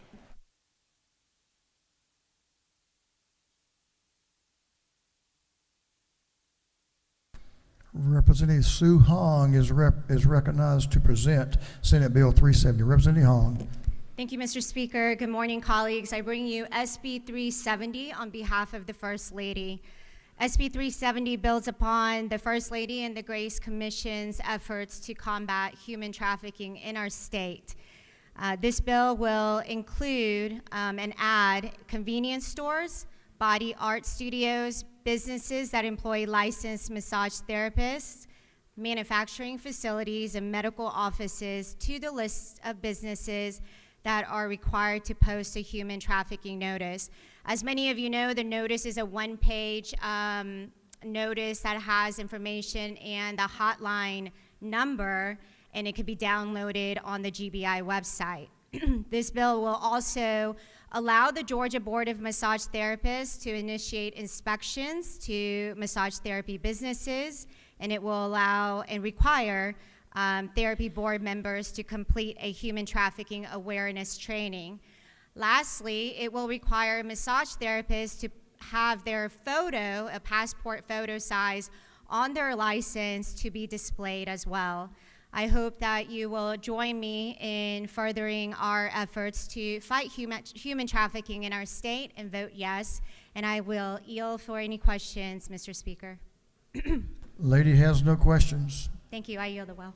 She's yielded the well. Is there any objection to the previous question being ordered? The chair hears none. The previous question is ordered. Is there any objection to adopting the committee substitute? The chair hears none. The committee substitute is adopted. Is there any objection to agreeing to the report of the committee, which was favorable to the passage of the bill? Chair hears none. The report of the committee is agreed to. Shall this bill now pass? All in favor of the passage of the bill will vote yes. All those opposed will vote no. And the clerk will unlock the machine.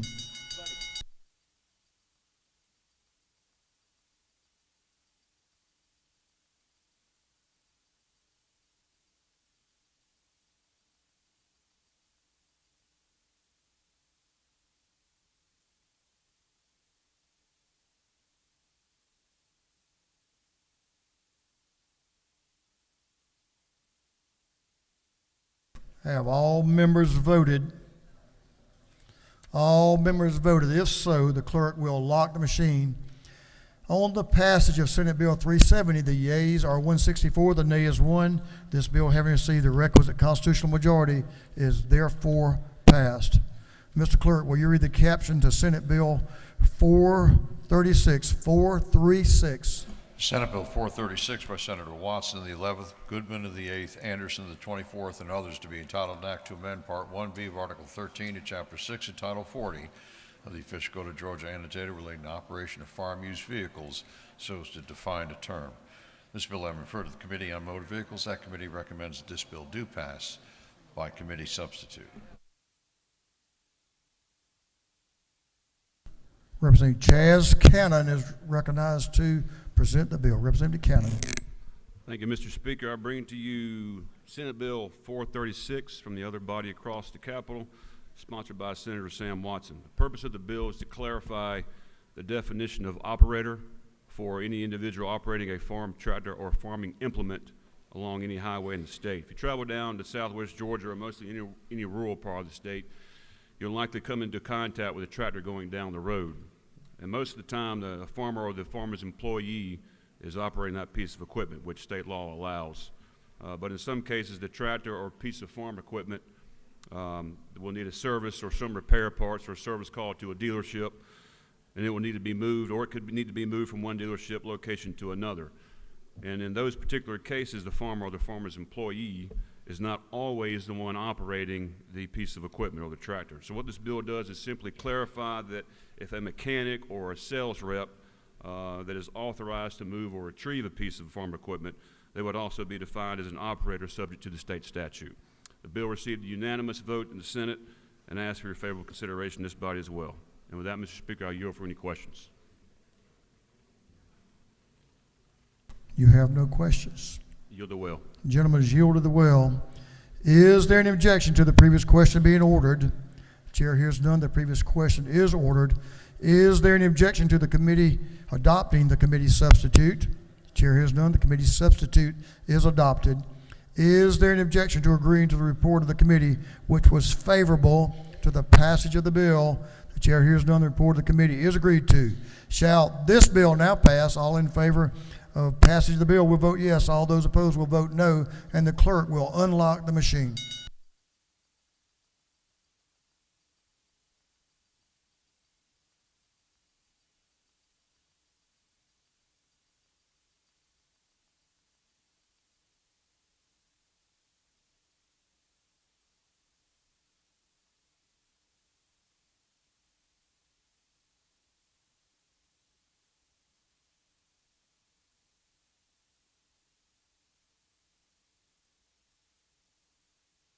Have all members voted?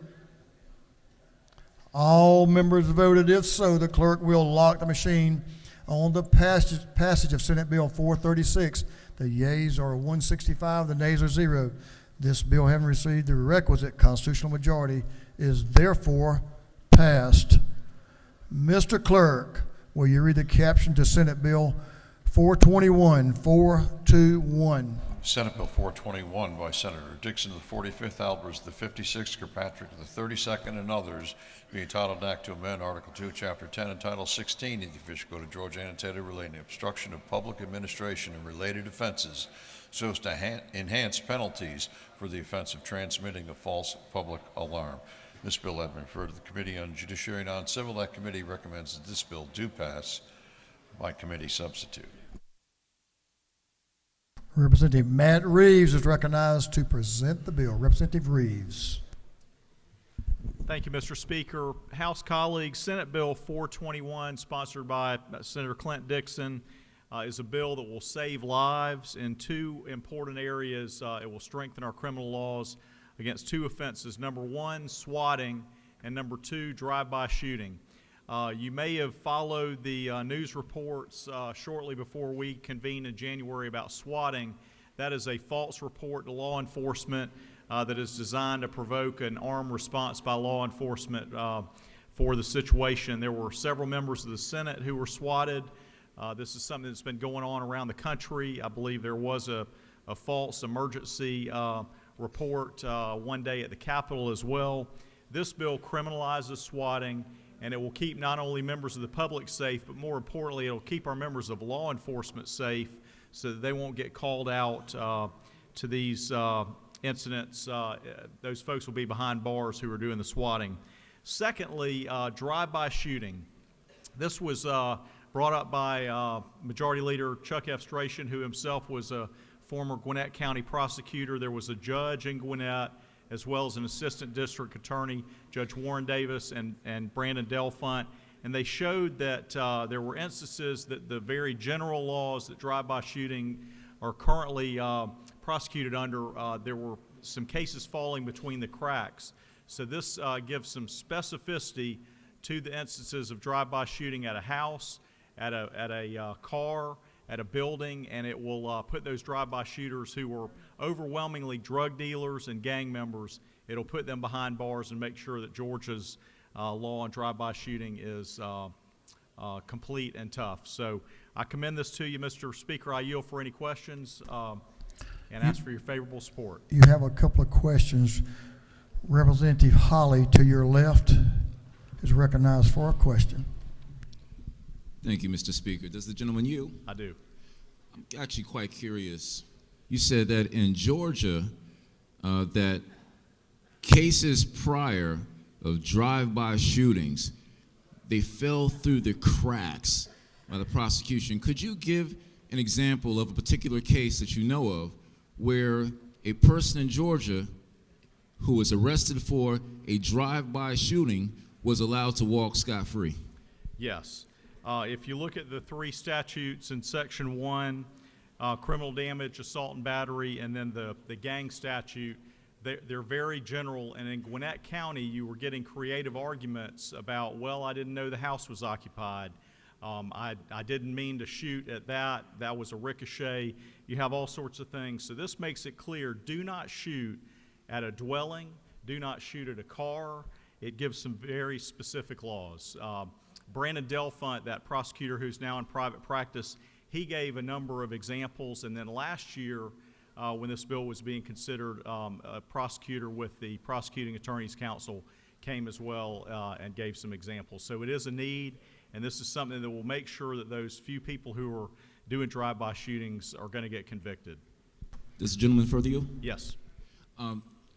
So in that particular case there, what was the sentence, or was there a conviction, or was there a sentence? Because usually, from what I remember, is that when a case of very severe harm to a person's lives is being charged in some way, there's maybe an aggravated assault. There's other follow-up felonies that might be included in that. And that's what this bill does. It adds a provision in the aggravated assault statute as well as criminal damage to property and the gang statute. It just gives specific wording about do not shoot from a car or get out of a car and shoot at a home, an occupied building, things like that. And just lastly, follow up, what was the conviction of that person? No, that's the problem, both at the charge level and at trial with the jury charges. There's confusion about the laws being covered. This bill cleans that up, and it gives some explicit law so that at the charging level out in the field with the officers and the prosecutors, as well as in the jury room with the jury charges, you'll have specific law on point. Thank you. Thank you. Gentlemen, yield for a couple more. Yes, Mr. Speaker. Chair Lady Silcox, to your right in the back has a question. Ladies recognized. Thank you, Mr. Speaker. Does the gentleman yield? Yes, I do. Isn't it true that new techniques like AI synthesized voices, caller ID spoofing, and IP masking have made swatting calls more efficient and even more of a headache for law enforcement? That is true, Vice Chair Silcox, and I appreciate your work on this bill in committee. And what this does, it gives a specific statute on swatting so that law enforcement can investigate and apprehend and punish criminals who are doing that. I thank you for bringing the bill. Thank you. Chairman Tyler Paul Smith to your left has a question. Does the gentleman yield? Absolutely, Mr. Chairman. Mr. Vice Chairman, is it not true that each swatting incident usually results in taxpayers footing a bill between $15,000 to $25,000? That's right, and there is a restitution provision in this law, and that'll make the swatters think twice about doing this in Georgia anymore. Couple more. Majority Leader Estration, you might better take this one, has a question. Gentleman's recognized. Thank you, Mr. Speaker. Does the gentleman yield? Yes, Mr. Majority Leader. Sir, isn't it true that often in our criminal code, after we see the arguments made in court, we may need to come back and consider legislation to clear up the intent and make sure that the statute's clear for application in criminal cases? That's right. Sir, isn't it true that as to the drive-by shooting aspect of this legislation, drive-by shootings are incredibly dangerous, certainly for the victim who the shooter maybe is intending to hurt, but also for bystanders, other Georgians that maybe are just in the proximity to the crime as it occurs. And that we just saw that in the news recently with a 3-year-old murdered in Athens due to a drive-by shooting. And clearing up the statute is absolutely necessary to ensure that prosecutors and judges in the courtroom are able to accurately report on the law. That's right. Drive-by shooting endangers the whole street when somebody's out there doing that shooting, and it puts lives in danger, and this bill cracks down on that. Gentleman has no further questions. Mr. Speaker, I yield the well and ask for your favorable consideration. Gentleman's yielded the well. Is there any objection to the previous question being ordered? The chair hears none. The previous question is ordered. Is there any objection to adopting the committee substitute? The chair hears none. The committee substitute is adopted. Is there any objection to agreeing to the report of the committee, which was favorable to the passage of the bill? Chair hears none. The report of the committee is agreed to. Shall this bill now pass? All in favor of the passage of the bill will vote yes. All those opposed will vote no, and the clerk will unlock the machine.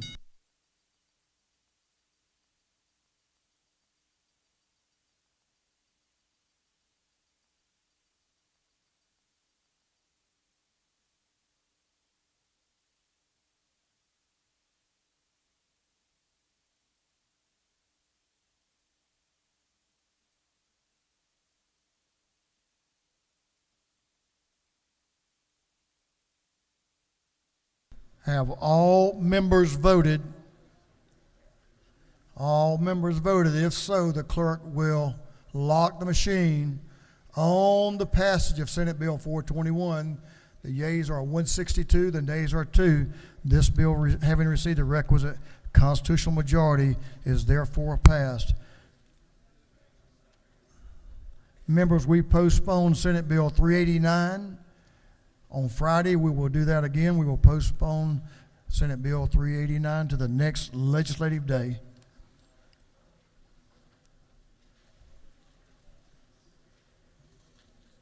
For what purpose does Representative Bonner rise? To make a motion. State your motion. I move that the rules of the House be suspended so that a bill can be read and assigned to committee for the first time. And that'll be just for a temporary time, right? Yes. Mr. Clerk, will you read the caption? Unnumbered House Resolution by Representative Bonner, the 73rd, and others, creating the House Study Committee on Assistance Programs for Veterans Applying for Military Benefits.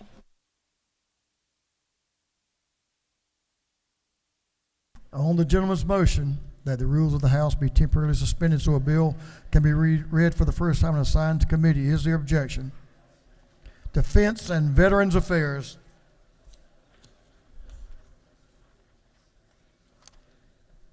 We have completed our rules calendar. We'll move on to Afternoon orders. Chairman Carpenter, if you'll make your way down, you're recognized for an afternoon order.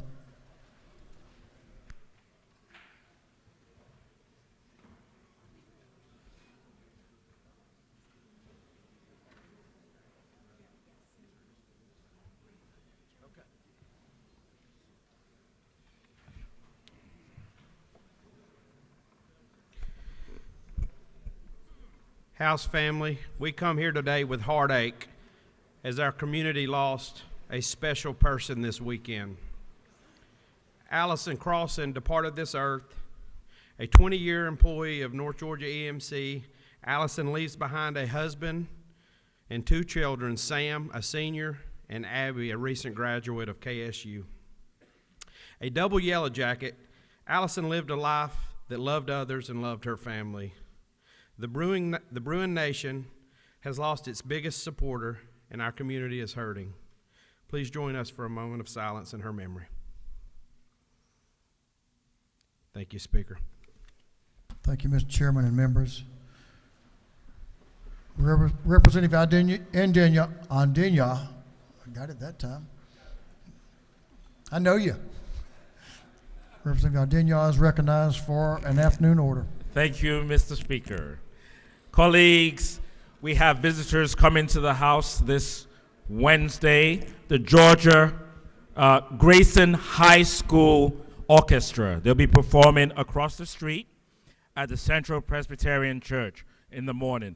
So please come out and support them.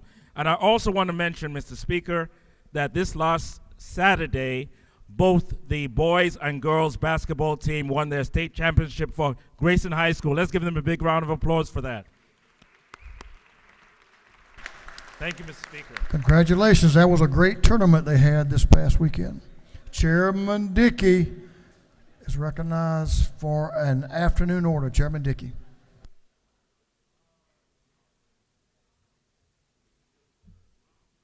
Thank you, Mr. Speaker. I would like my House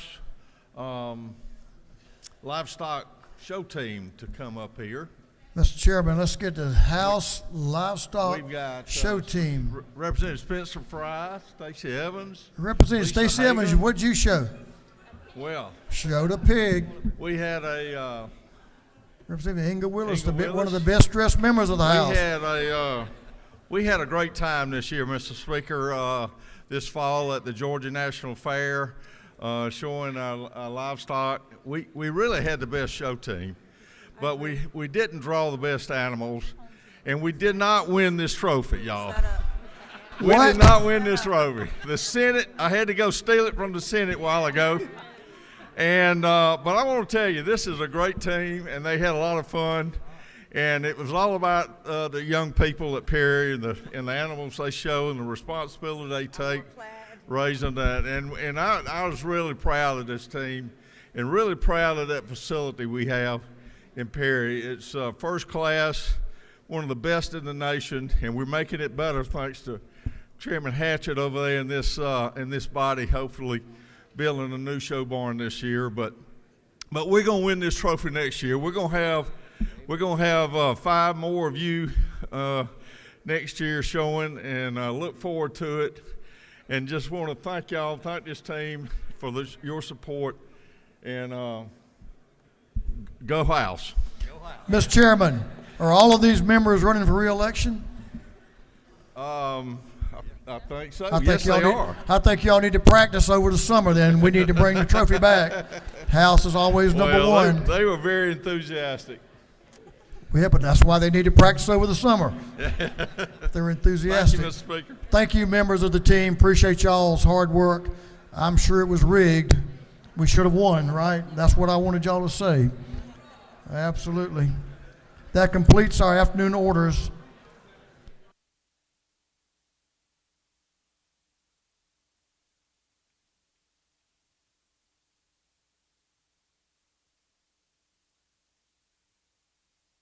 Members, if you'll give the clerk your attention, Mr. Clerk, will you read the caption to a group of privileged resolutions? Recognizing and commending the Lawrenceville Duluth Alumni Chapter Kappa Alpha Psi Fraternity. Commending Michael Wells, Carterville High School's 2024 Star Student. Commending Amy Archer, Carterville High School's 2024 Star Teacher. Commending the House interns for the 2024 regular session of the General Assembly. Recognizing and commending the 2024 regular session temporary administrative assistants for the Georgia House of Representatives on their exemplary service. Recognizing and commending Terry Hollifield for his 53 years of outstanding service as Executive Director of the Georgia Crop Improvement Association.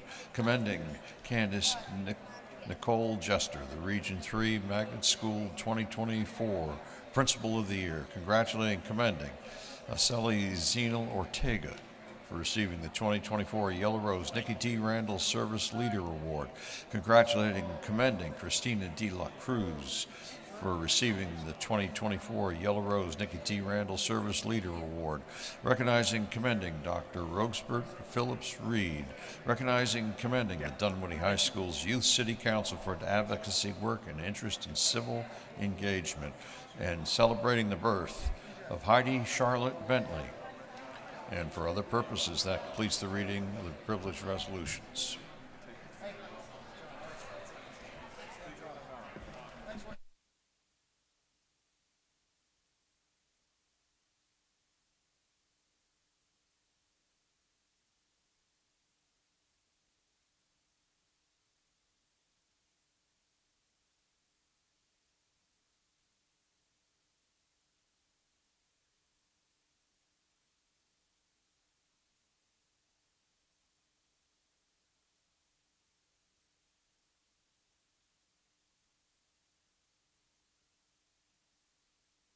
Is there any objection to adopting the privileged resolutions?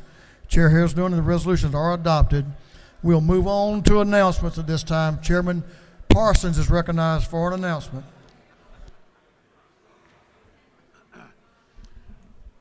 Thank you, Speaker. Thank you, Speaker. Energy, Utilities, and Telecommunications Committee will meet tomorrow afternoon at 3 o'clock in room 403 here in the Capitol. Tomorrow's a work day, the 12th. Day 40 is on the 28th. Time is marching forward very quickly, very quickly. Would appreciate you being there. Mr. Speaker, I want to say something I've always wanted to say. I flee the well. What'd you say, Mr. Chairman? Oh, you did. You fled the well. I got you. I apologize. And you did. Thank you for your announcement. Thanks for reminding this House that tomorrow is a big work day, big committee day, so let's get some things done. Representative Tran is recognized for an for an announcement. Thank you, Mr. Speaker. The CAB delegation, we do have a meeting upon adjournment today in room 514. Again, that's the CAB delegation in room 514. Thank you, Mr. Speaker. Representative Gamble is recognized for an announcement. Thank you, Speaker. The fellowship will not meet tomorrow, so please don't show up. You'll be praying by yourself. We will meet on Wednesday morning at 7 a.m. The fellowship will meet on Wednesday morning at 7 a.m. in 132. Thank you. Leader F. Stration is recognized for an announcement. Thank you, Mr. Speaker. There will be a committee chairman's lunch on the break in room 403. Committee Chairman 403. Thank you. Representative Jasmine Clark is recognized for an announcement. Thank you, Mr. Speaker. Members of GLBC, we will be having a lunch and learn today at 12, today in CLOB 510. GLBC lunch and learn today in CLOB 510. Hope to see you there. Representative Vance Smith recognized for an announcement. Thank you, Mr. Speaker. A subcommittee of natural resources, resource management will take up House Bill 1453 in the morning and 406 of the CLOB at 10 a.m. 406 at 10 a.m. Thank you, Mr. Speaker. Representative Bonner, Chairman Bonner is recognized for an announcement. Thank you, Mr. Speaker. Defense and Veteran Affairs today at 3 p.m., 406 CLOB. Thank you. Representative Washburn. recognized for an announcement. Thank you, Mr. Speaker. The Public Health Committee will meet today at 3 in 506 CLOB. Thank you. Chairman Dickey is recognized for an announcement. Thank you, Mr. Speaker. Tomorrow, the House Agriculture and Consumer Affairs Committee will meet at 1 o'clock tomorrow in 606 CLOB. Thank you.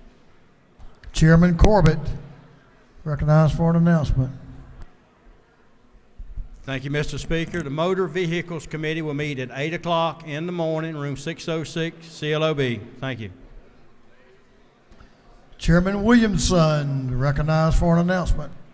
Thank you, Mr. Speaker. Just want to remind, tomorrow is committee day, and another good reason to hang around the Capitol to be sure you attend your committee hearings is the Georgia House Majority Caucus will have lunch tomorrow in room 403 at noon. Thank you.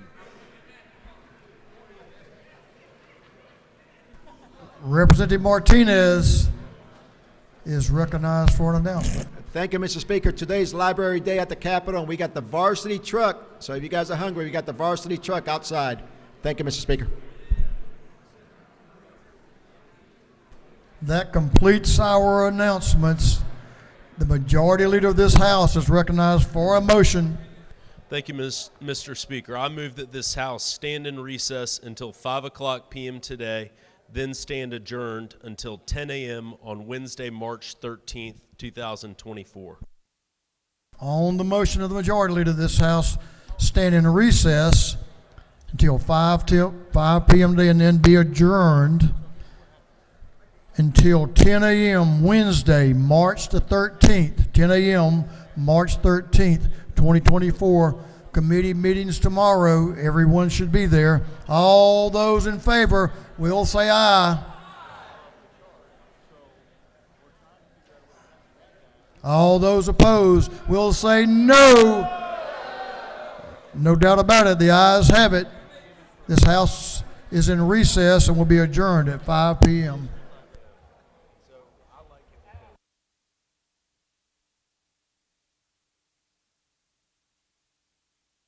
Members, if you have